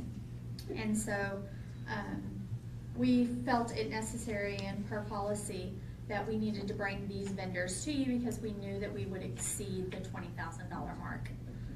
Those vendors, as you can see, are Elite Therapy. They provide speech services. Personal Therapy Group, they also provide speech services. Twin Lakes Therapy provides our occupational therapy services. Ozark Therapy provides our physical therapy services.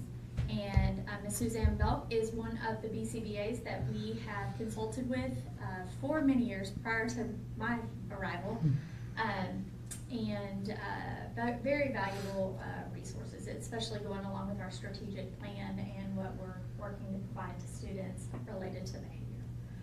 So those were the ones that fall into my category, and then for other areas in the district is the Apples Group and the Cornerstone Care related to BIST,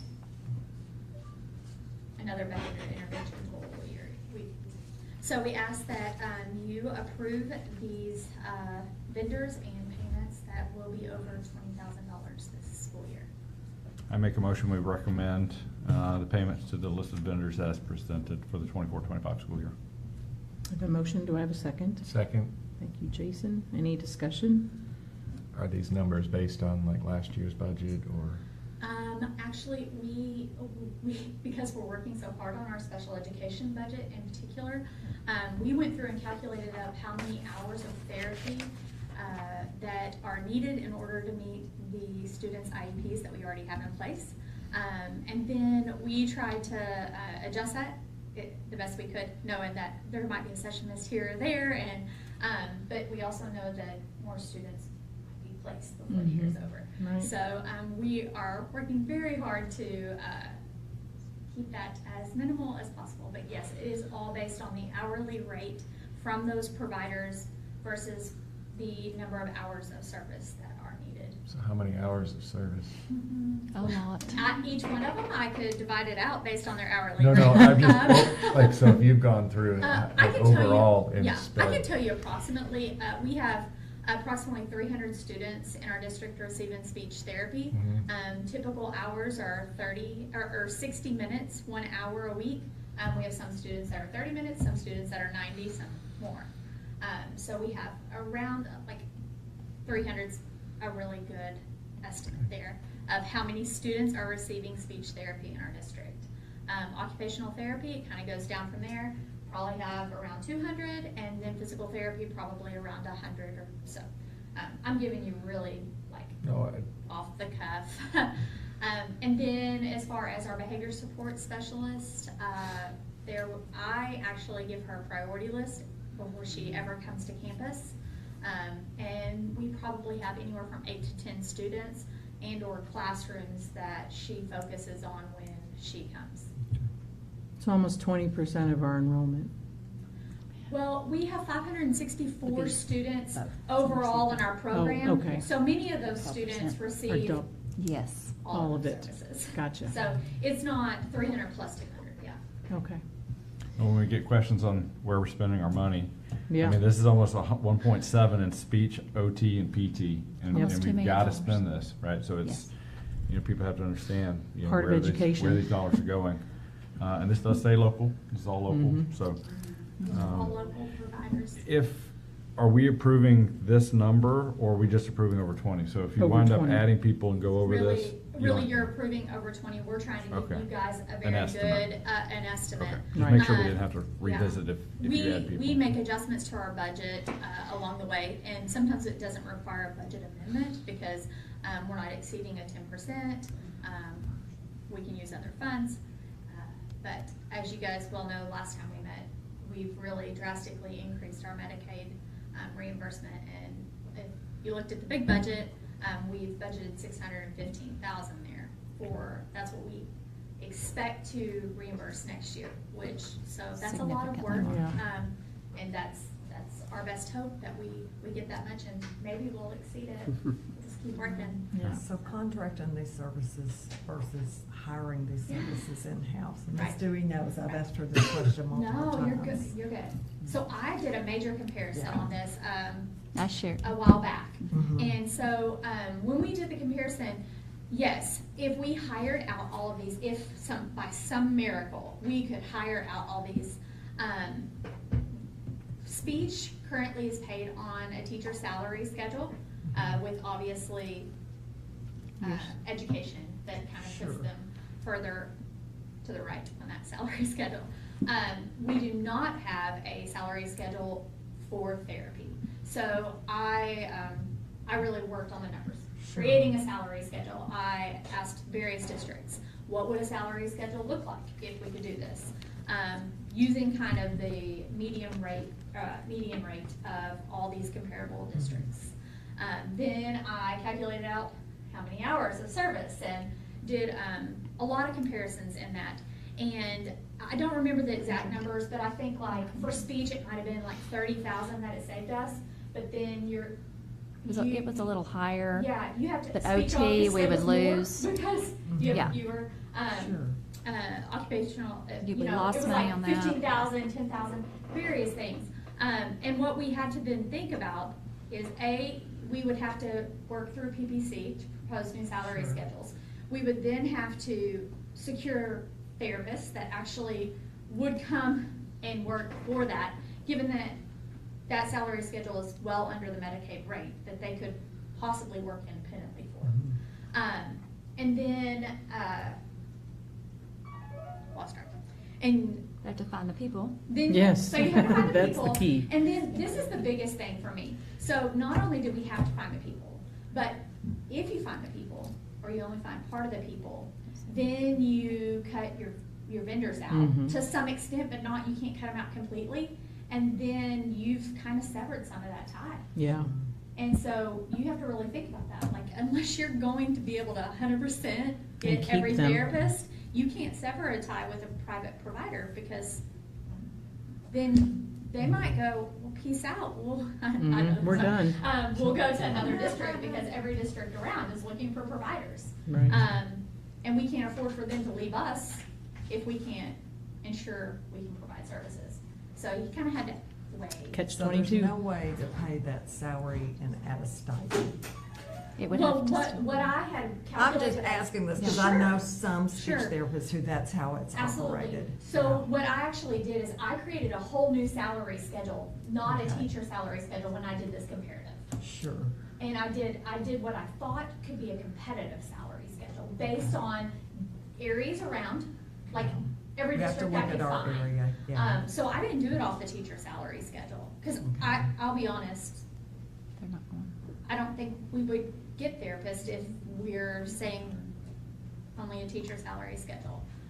When we have been able to get therapists in the past, it's because they really want their retirement and need the benefits. Maybe their spouse is privately, privately employed, my spouse. Yeah. So they need those benefits. That's really very I wanted to difficult. ask these so that it is out there to the Yeah, and public. if I'm ever directed to go that route or to work on that, I will continue to work on it. I just know, unless we can guarantee that we can secure a Sure. therapist for all of that, we have to be very cautious about where that leaves us with our current providers. Sure. These community members that are invested in our district. for many years. Okay, I think we've left off with motion second discussion. All in favor? Unanimous. Thank you for all of your hard work and your discussion and explanation for all of us that are I not. think I'm still here though. Yeah, you are. Okay. Oh, no. Don't leave.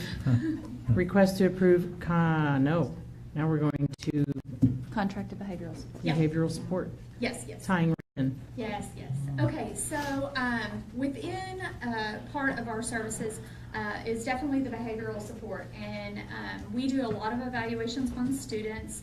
And this past school year, we did about 21 functional behavior assessments. These are assessments that are determined by an IEP team as needed. Parents provide consent, and we only have 60 days to complete those evaluations.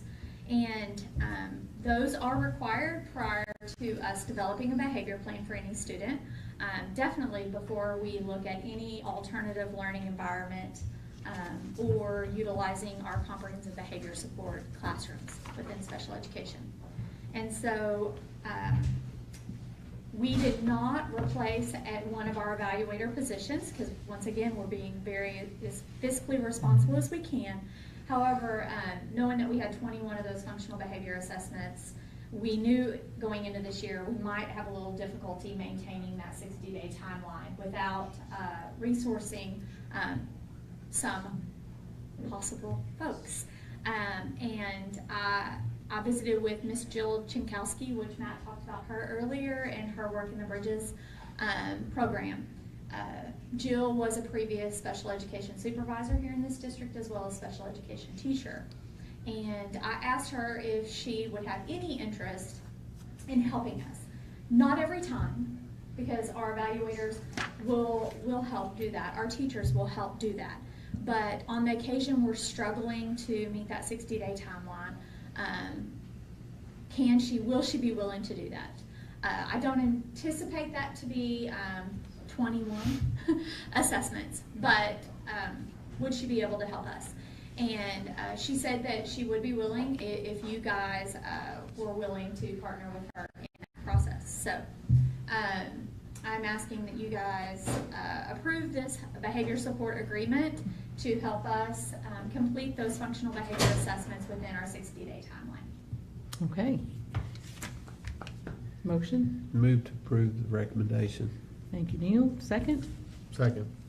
Daniel, any discussion? How do you track those hours? Yeah. So I had told her, she said, how am I going to know like how long it would take? And so she can plan her life too.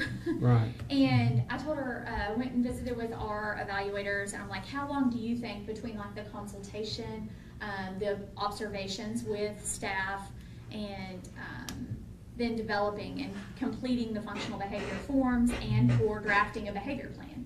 And typically it was anywhere from 5 to 7 hours per child. So as I said, I don't anticipate that she'll do every one of the functional behavior assessments that come our way. I'm just hoping to alleviate some of that heavy load from our evaluators since they went from 3 to 2. I would not anticipate that to be any more than 5 to 7 hours a month, Okay. at best. Thank you. Mm-hmm. Any other questions? All in favor? Unanimous. Thank you, Ms. Benton, for all your hard work. Mr. Rose, request to approve contracted services for bus training. Woohoo! Yay for school bus drivers. Thank you. Yeah, we got some good ones. So this one is, let me get it pulled up here. Forgot my reading glasses, so I'm gonna blow it up on my. You're gonna borrow mine. Look at you. That's the old folks side over there. Of course, I can't say anything. Forgot my hearing aids. Got your teeth in? Are you good? Love you, man. That was uncalled for. I'm sorry. Erase that in the back green room. Rewind. You're lucky you caught me early. The dentures come out in about an hour. Okay, great. We're having corn tonight, though. Hey, it's so. been a good day at Guyberry College and Career. I will tell you that. This week's been amazing. But today, talking about transportation. This one is going to be the background is bus driver candidates, if you don't have a current CDL already, you have to go through some rigorous training to get that. And that requires someone to hold a valid trainer certificate. That's a federal certificate, federally recognized. It costs a lot of money to keep that and get it up kept and yearly and all that stuff. Anyhow, they have to provide the training to your new CDL drivers. They'll go through their book, they get their book, they purchase that, they study, pass the test, and they begin 24 hours of training. So they take care of that whole process for you. They'll work with the new driver, get everything in line for that. Once they pass that test, then they'll work with them to provide the training, the 12 and 12.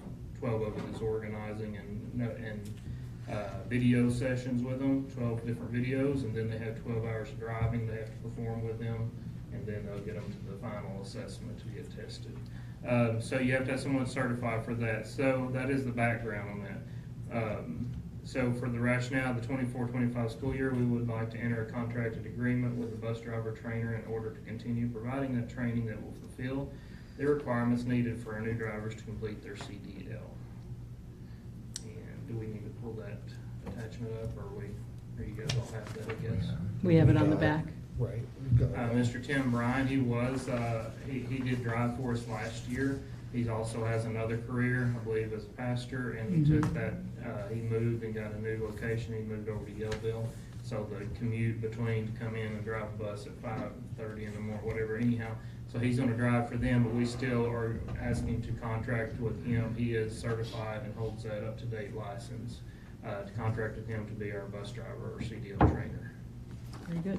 I make a motion, we approve the contracted services agreement for bus driver training with Mr. Tim Bryan as presented. Have a motion, do I have a second? Second. Any discussion? Yeah, how'd you find somebody that worked for $18 an hour? That's a raise. Yeah. It's a raise. That's a So- raise, which is Oh, wow. crazy. And a little bit of that discussion, he was making, he'd been making a little less when he's done that. We found out he also does training for some of the other area businesses, Baxter Health using for their ambulance drivers, things like that.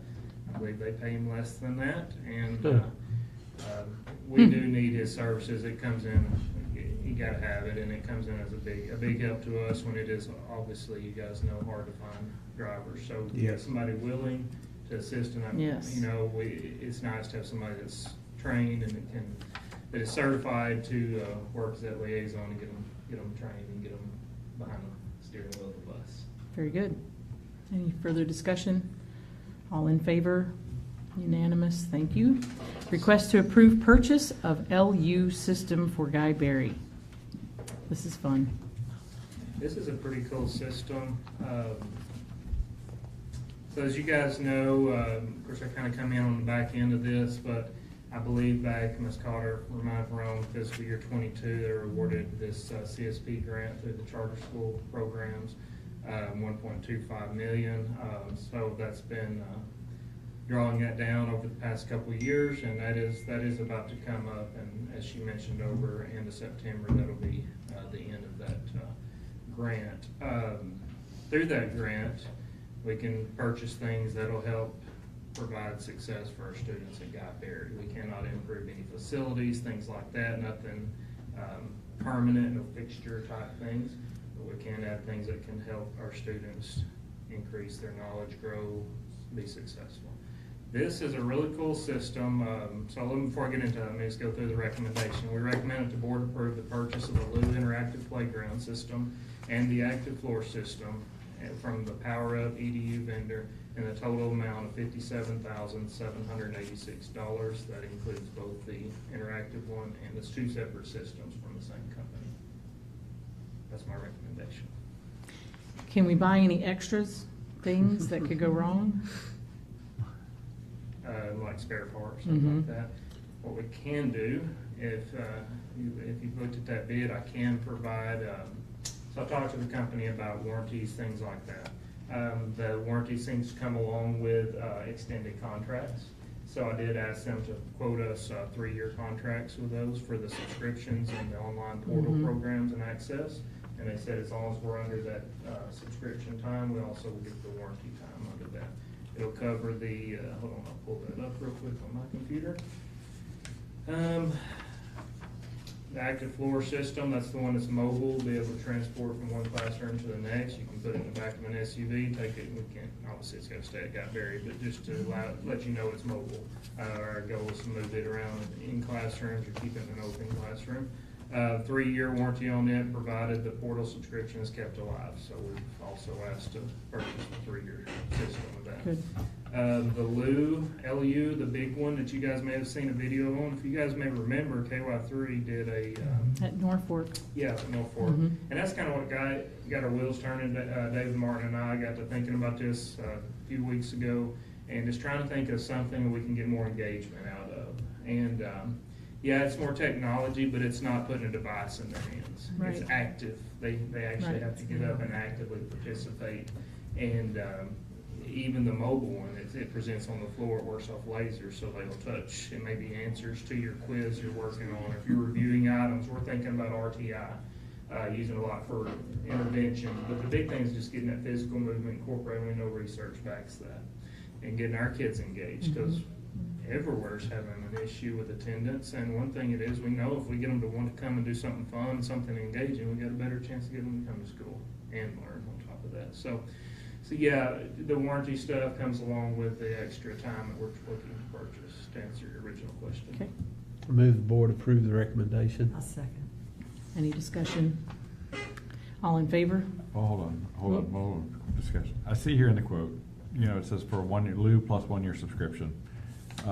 Looks like each license is $1,500, so it's $4,500. So is that gonna be every year we're buying that? That'll be a 3-year agreement. We will Okay. not, that total will get us, so what they had on there originally was 1 year for 1,500. I said, Right. can we get a 3-year agreement on that? So she had bumped the quote up to purchase the full 3 years, but she did it like 1 plus 1 plus 1. Okay, so for the Lou and then the active floors, 3 years, what happens at the end of 3 years? We buy it again? It would be if we wanted to continue, which, obviously if we're liking it, the active floor system is right now $1,300 annually for the online portal subscription and keep open access to all those apps and the things we've developed, so $1,300. Typically, funds like that would be considered supplemental, so we'd still be able to continue to purchase those out of federal funds. Then on your other one, in the big system, the big one that goes in the gym and all that, they actually come with what they call a freemium, with an F, premium. So they do have some already free products out there to use on that, some free apps.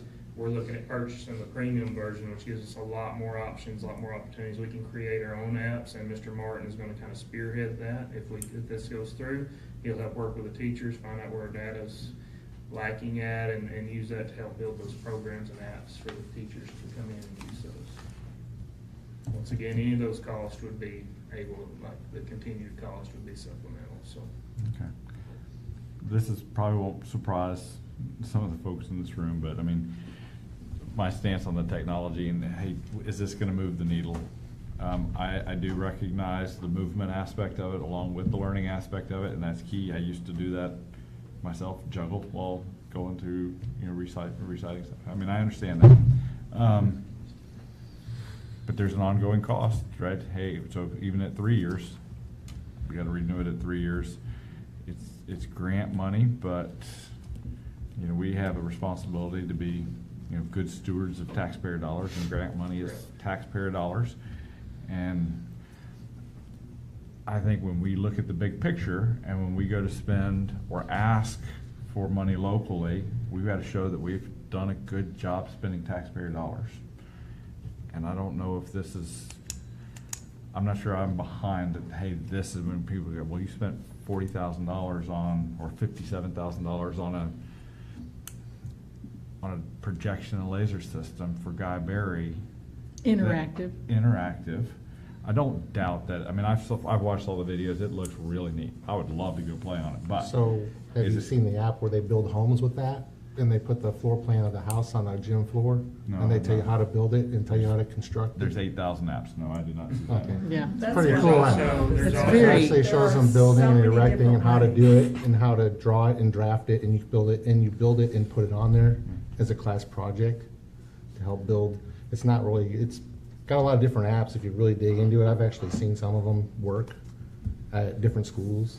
And the building app, they were building homes in North Louisiana, Shreveport area, and they're actually using that and they're actually building homes from that and selling the homes as a school project by using that, which I thought was really We have to neat. watch with the technology thing, and you know, I brought it up when we had our work session, is it too much technology, and now cell phones are being, it's how you use technology. We cannot go from, okay, we've got all this technology and it's too much, to now we have none. I think the balance, that coming in the center, and that's, if you'll recall, one of my words was there has to be a plan to do away with technology. And I know some schools, I've read about some schools up north that are trying, well, we don't have a plan. Personally, I don't think I would vote for a no technology plan. It's here. Sure. We're here. We all enjoy it. I bet you there's not a person sitting in this room that doesn't do some special things with this little device. And we can use it for the good or for the bad. We can use it for ignorance, or we can use it to improve our minds. Sure. I listen to some podcasts every morning when I walk, and it improves everything through my day. Some religious apps. Me too, I voted for yeah. Chromebooks, like I'm So not. I can't do away. Teaching Right. at Guy Berry, there's a special core of teachers there that know how to use this stuff. Sometimes it's the most wacky, whimsical, and it reaches a group of kids that are probably gonna go on to the workforce. And that's our goal. How do we take these kids and put them in the workforce? It's not just to entertain them, it's not just to get them to school. Are they gonna learn? And boy, it's hard for me to say no to some of those teachers at Guy Berry. Sure. If they've looked at it and they think, man, this is gonna work, and they will use this in some way, that we're gonna go, oh, we did not see that coming. Okay. So, you know, the idea of, hey, it's grant money, we're gonna lose it, so we have to spend it, is one thing. Let me ask you this question. If this was coming out of our dollars to buy this, would you still say, I hey, probably would. this is a good purchase for Guy Berry? I probably would. Yeah, I probably would. This is technology. Kids interact with each other. Kids are gonna interact with other people. This is not them looking down and not talking. Sure. It's a totally different kind of beast. And when I think keep technology, I think you keep the technology that keeps kids looking up and out, not keep the technology that has them down and individualized. There's a difference. That's right. And I think that's gotta be kinda how we start looking at things. And technology's here, it's doing Oh, sure. everything. Oh, It's, yeah. if you go in the military, if you go into accounting, if you go into architecture, so are you surprised when, you know, when you go to college, and this has been, I think my son graduated in 2012, all his peers had to take a test to see where they were, computer-wise. I'll be honest, the majority of Mountain Home kids had to take a course when they went to U of A to get up to speed. So, in some ways, the use of technology saves money in the long run. You just have to be smart with how you use it. Sure. To be clear, I'm not a Luddite, right? I believe in technology, I use it every day, right? I'm just saying, hey, is this a good purchase? And coming from the military, right, I've seen over and over every year, every battalion, every squadron, hey, we've got this extra money, we have 100,000, we have 250,000 left in our budget, we gotta go spend it or we're not gonna get it. And so I've watched buku dollars get wasted every year because, well, we're gonna lose it if we don't spend it. So that's the kind of, hey, are we doing this because this grant's expiring next month, let's go find something to spend the money on? Or is the question I asked you, if this was our own dollars, is this still a good purchase for Guy Berry? And I think so, right? Because it kind of makes a bit of a difference. So, How we utilize it will make a huge difference Sure. also. What apps are you putting It's how on we there? utilize it. Right.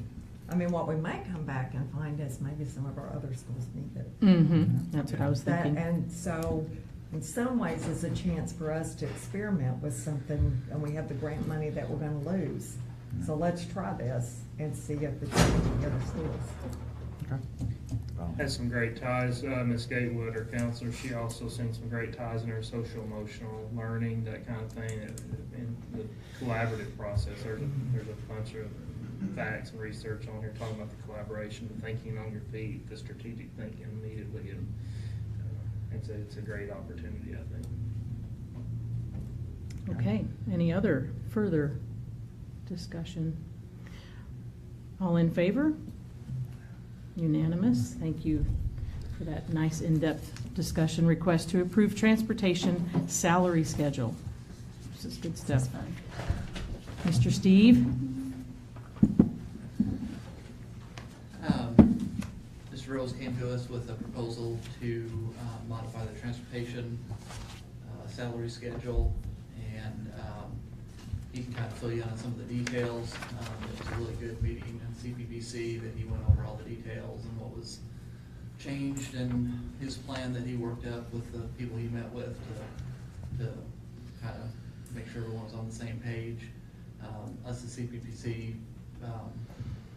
approved it in our meeting to bring to you guys. And I'll just, if you have any questions, you can ask Mr. Rose. Yeah, and our recommendation is that you accept the salary schedule for the transportation. I make a motion, we accept the recommendation for the classified salary schedule for transportation as presented. Second. Motion and a second. Anybody want to discuss money? Oh, we can talk about it. Some more. I wouldn't care to talk about the process we went through. Please, on it, that's please all do. right. Yeah. So, you know, this has been an ongoing thing. As I come in last year and started working close with Mr. Ron and, you know, and his passion with working on transportation, things like that. And, you know, as he got sicker and sicker, I stepped in and helped him and started filling routes and driving, listening to the mechanics and the bus drivers and spending time over there. And it was pretty obvious their salary schedule wasn't very competitive where it was at the moment. Had some great steps in it and things, but it was definitely not very competitive. And way behind the times. You mentioned earlier, Mr. Pendergrass, you know, how'd you get somebody to work for $18 an hour, but our starting hourly rate on one of those routes is only $13. So it's kind of sad. But anyhow, as some other things come up, we met good time. Miss Dewey and Miss Cotter and myself went over there in the spring, late February, a couple different times, did SWOT analysis, listened to the drivers. Then on top of that, I worked with Mr. Belknap, and we built us a committee. I picked a couple certified drivers to drive for the district, a couple classified drivers. I believe we had Mr. Terry Ray, Gary Lawler, Albert Freeman. Then I had some certified. I had Roddy Patrick and lost it for a second. Did I tell you that one was? Mr. Cheat sheet. Knatzer. Oh, yes. Mr. Knatzer, Yeah. and then Mr. Harris over there sat in on a meeting too. So they started just kind of talking about some things, not just starting pay, but a couple of things that wasn't quite, just didn't make sense. You know, had different starting rates for different routes, whether you drove a short route or a long route. The starting rate wasn't equivalent across the board. That's something that had been set years ago to kind of offset how they could get people to come in and drive the short route. So that was one thing. Why are we all making different rates for doing some of the same things? And so there was a lot of different places there that they asked to work on. So through this, we looked at setting a consistent starting hourly rate across the board for the first step, and then, of course, then having an increase in steps as you go through the years, that kind of thing. Took their input on a lot of this stuff. They had some great ideas, great comments, you know, even down to the daily shuttle drivers that do the shuttling from high school to junior high and to the college, things like that, and kind of some positives and negatives that have been going on there. Between, you know, we had comments about sitting time versus driving time, and some districts do that and split that up, and it's really hard to track, and it's hard to value somebody's time. You know, it's kind of like being on call. If you're my wife's a nurse, she's on call, they pay her $2 an hour to be on call, but her life is on hold. Doesn't really make sense, right? So it's kind of like they got paid if you split it, they get paid a really low rate for sitting on the bus and waiting, but they can't do anything else. So they come to a compromise, said, well, we could look at meeting in the middle. The committee did, they would be okay with meeting in the middle. If we started at $18 an hour on the driving time, like a 12 or 13 an hour on the sitting time, they said we would be okay with meeting in the middle. So if you'll see at the bottom of that schedule, they talk about meeting at $15 an hour for the shuttle drivers during the daytime, things like that. That was one of the things they were okay with adjusting, along with the increase in the salary across the board. Substitute route drivers. So they've always been traditionally paid on whatever the first step is on the route they drive. Once again, I went and drove a route. If I drove a short route, I got paid $16 an hour. If I drove a 5-hour route, I got paid $13 an hour. didn't really make sense. But this would alleviate that, and everybody would get paid the same hourly rate if they come in and drive a sub route. Let's see if they- So if they are driving an athletic bus and sitting at the game, So athletics is a little different ballgame. that's a tough one. Yeah, it's a whole different world. Now, if a driver that's not a coach drives. Yes. Yes. It's at this rate. That's what I was, that's, They would Yes. get their hourly rate clarify outside that. of their contract. Yeah, Yes. okay. Yes. Coaches are different because you get into stipends already, and they have a kind of an agreed amount they get paid when they're not on their coaching duties, if I understand that correctly, Ms. Carr. I think that's how, I did work with Ms. Lisa and Ms. Krista a lot too in the central office, and trying to pinpoint all those things and what's it gonna impact here, there, and yonder. So, we did look at that. So you can see the salary schedule, it's a great starting point for sure. Yes, It's a it's step in the deserved. right direction. Long overdue. Yes. Way long overdue. And I can't thank the people that come and helped me and thought about it. It's a lot. Brainstormed with us, we did that a lot, put a lot of hours in on that. The folks that come up and serve on a committee, and then not only that, I mean, I'll get emails and calls that get, hey, you thought about this, let's think about this, see what this does to it, things like that, so. It's been an enjoyable process, let me learn a lot more personally about budgets and how to work over a full size, a pretty big deal, pretty big budget here, and that was enjoyable for my part also. Hopefully this will make some people happy. It's one little piece of everything, Right. but this piece, Start. I mean, they're all very complex. So just when you was presenting all the different factors that came up with questions, so, I mean, I think you really did a great job. We had a couple-hour meeting the other day, and Mr. Booth I was about to came echo today. that. I sat in and observed that CPPC meeting, and we're just getting the cliff notes right now from the discussion that happened there and all the detail. And it's really impressive, the work that you've done and your team building this new salary schedule. And it makes us competitive, it makes us fair, and it addresses some shortfalls, subs on shuttle routes, et cetera, and what are they getting paid, et cetera. So, this was really, really well done. Thank you. A lot of good help too. And yeah, that you brought up, like Steve, and you said both, we had some situations where I might have a driver, if they were contracted route driver, that went on an activity trip, they may only got paid $13.50 an hour for the route they worked on. But another driver might have gotten paid $18 an hour for their route because of where they fell in step. But if they took a trip to Little Rock to take a group on a Saturday or something, they got paid whatever their hourly rate was. So the same exact trip to the same exact location on a Saturday outside their contract, paid two total different rates. It just didn't make sense. No. So just kind of working to alleviate all of that kind of thing and make it a little more equitable across the board. Appreciate all your hard work and time on that. That's gonna be a good thing. All in favor? Unanimous. Thank you so very much. Made a lot of people happy. I Yes, appreciate it. indeed, indeed, thanks. Good job. All right, we will move to board discussion. I don't know how many of you caught it, but apparently Scott can juggle.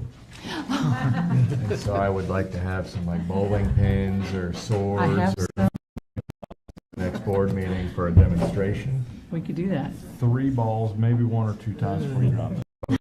Yeah. Where was this at? Did I miss something? Oh, we were talking about the interactive learning, Oh. moving and being active while learning. It does help engage the brain. So. Very good. We used to do that in flight school. We'd be quizzing each other and we'd be juggling at the same time. So That's multitasking at its finest. it's Talent. Goodness. Right No, but it- brain, left brain. I should clarify, we were attempting to juggle at Okay. the time. We're bouncing a ball or doing something to Keep going. to engage part of your brain while you're still learning. There you go. I have a few things I'd like to discuss. I just would like to acknowledge the hard work of our staff, our faculty, and our administration this very short summer. It went so fast. Monday's our day. We're going to have a fantastic school year because of all your hard work. We have thousands of square feet of floors that were waxed, dozens of walls that were painted, HVAC equipment was serviced and repaired. Our staff dealt with major storm damage and kept things very dry and clean and safe for our kids to come back Monday. Our staff and offices ensured that the kids were all registered, bills were paid, systems were in place. Our faculty attended thousands of hours of high-quality professional development this summer in order to help our kids grow and learn and feel safe. We had faculty members traveling with students and athletes all over the state and country this summer, as well as faculty members teaching summer school and providing extended school year services for our kids and winning many, many awards. Our administration worked hard all summer to make this a wonderful place for kids to attend and staff to work. Coordinating the major turnover of every aspect of an organization each summer is definitely no small feat. We are just so grateful for the Bombers' families, dedication to kids. Kids are what matters here, and they are going to have a great year because of all the things that you guys have done and prepared by our people.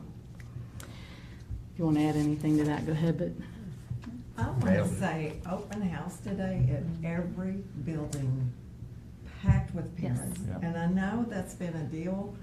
I was like blown. I had to look for parking places at every school. Yes. And Across I got on the road. in, walking from my car to the school because I'd have to be so far away. It was pretty It's beautiful. incredible. And just how excited everyone you talk to that's employed by the school. I met, I'm mad at myself because I can't remember his name. He's the nighttime janitor at the kindergarten Mr. today. Lee? Who? the new one, Mr. Lee, he's kindergarten. Mr. Lee is, Bless him. So happy and proud of the work he gets to do. That's pretty cool. Yes. Pretty cool. He's going to have a great time with those little kids. Mhm. That's great. I'm going to clarify one thing. I would like to take a brief moment to answer a question from Mr. Hap Myers. He would like to know my plans as a school board member, if I can run again, or if I'm going to be able to be a quorum court member and a school board member. So as in January, I will get sworn in as a quorum court member, and as a school board member, run out my term in May. So I can do both things, and that's legal through the state. I've questioned several times. I can't be any more transparent than that. I don't think I'm going to change my mind, but I will probably not run again for school board for 25. So you're welcome to put your name in the hat and run in my position, Mr. Myers. So anybody else have anything you'd like to add? Let's break for executive. Whoa. my turn. Oh, I'm sorry. Oh. Dang it. Oh. All right. almost pulled it Whoa. off. Darn superintendent jumps in. Sorry. Dang you. Sorry. Okay. So, great week. Teachers are I kinda back. took I mean, you, Sorry. that said it right there, what Lisa said. Open house was just rocking and rolling at all the campuses. I got to all but one, and I'll get there tomorrow morning. One more day of PD for our teachers. So they do have professional development tomorrow, and then our very favorite part of school, our kids will be back on Monday. So we are ready. I visited with some of you all about concerning our commitment to listening to our constituents. One way I think that we're going to be able to do that is we are moving our monthly drop-ins with Dewey to different locations throughout our community. Our first off-site will be the Oakland Community Center. That is an open meeting. I'll attend with one of you all, hopefully, September the 9th. I'll be there at 5 to visit with folks, and then the actual meeting does start at 6. We'll host some drop-ins in some other places throughout the community, but we'll also be we'll alternate months. Probably October will be here, November will be out and about, December will be here, so that we can catch folks at different locations. Currently, we have a policy that in order to address the board, you must notify the superintendent 5 days before the meeting. I'd like the board to consider a policy that better fits with when our agendas are available. I plan on bringing you an update to that policy for your consideration soon. Looking at the close of business the day before the meeting. That means there will be plenty of time for folks to look at the agenda, because it generally, it's sent to the press Tuesday evening, Wednesday morning. That would give them enough time to get a hold of us if they felt like they needed to address the board. Of course, we'll follow policy with, we do want to try to help people, if it's an issue with something going on in our district that we can talk to a director or a principal or to myself and I can help with, we want that to be their first step before they come to the board, because that's who's going to fix it at the end of the day. And that's in our policy. Mm-hmm. I'm hopeful that, also topics that arise at times. You all remember masks. We had the millage. We had town hall meetings as issues arise, I definitely want our community to know that that is something that I would love to continue with. And I think the board is open to that. But we do want to have, like we've done in the past, the town halls. And I'm hopeful folks will take advantage of opportunities to address the board when appropriate, and that everybody knows how eager each one of you all is to listen at any time. Different topic, I have made a bunch of contacts about our little piece of property in Gamaliel. Well, I am working with those folks, but that old building has a lot of significance in that community. So we're trying to figure out how we can get everybody what they need. The main thing is folks are needing to get to some property behind it. That's why they're wanting to purchase it. But I'm seeing what we can figure out there, so stay tuned for that one. October 7th will be our very first lunch meeting. I'll send that date out, and we'll get that time closer to October 7th. That'll be our lunch board meeting, and it will be at the high school. We should be able to hit every campus by the end of the year. Did you say October? Did I say October? I think I said September the 1st time. Did I say September the 1st time? But it's October 7th. So that's chili cinnamon rolls, because that's October homecoming. I don't know. Yeah. We'll have to I see believe if that's so. what's on the menu. But I believe so. Yep. I know maybe you'll be able to use Cash App at the Oh, yes. I will donate some a la extra carte cash line for that one. So I like it. thank you all. Thank you. You held things well this summer. Well, thank you. You tightened the reins. Everybody It's been a good did their summer, job. It and was just everybody's everybody ready pitched to. in. We're ready for school. Yeah. YouTube land, if you don't have to get on the road between 6:45 and 8 o'clock Monday, stay home. Yes, be patient with us. Because it's going to be a lot of driving and stopping and kids running around, and don't forget how to be behind a bus. Don't pass. Right. And just be patient. Be patient. We get it figured out. It's going to be a tough week for We everyone. always get the kinks out. Yeah. Sometimes it just takes a minute. No road rage, no yelling, screaming, swearing, throwing tomatoes. Okay. Please. Please think of our babies. Okay, anything else, board members? Superstar. Nothing? All right, we will break for executive session to talk about personnel.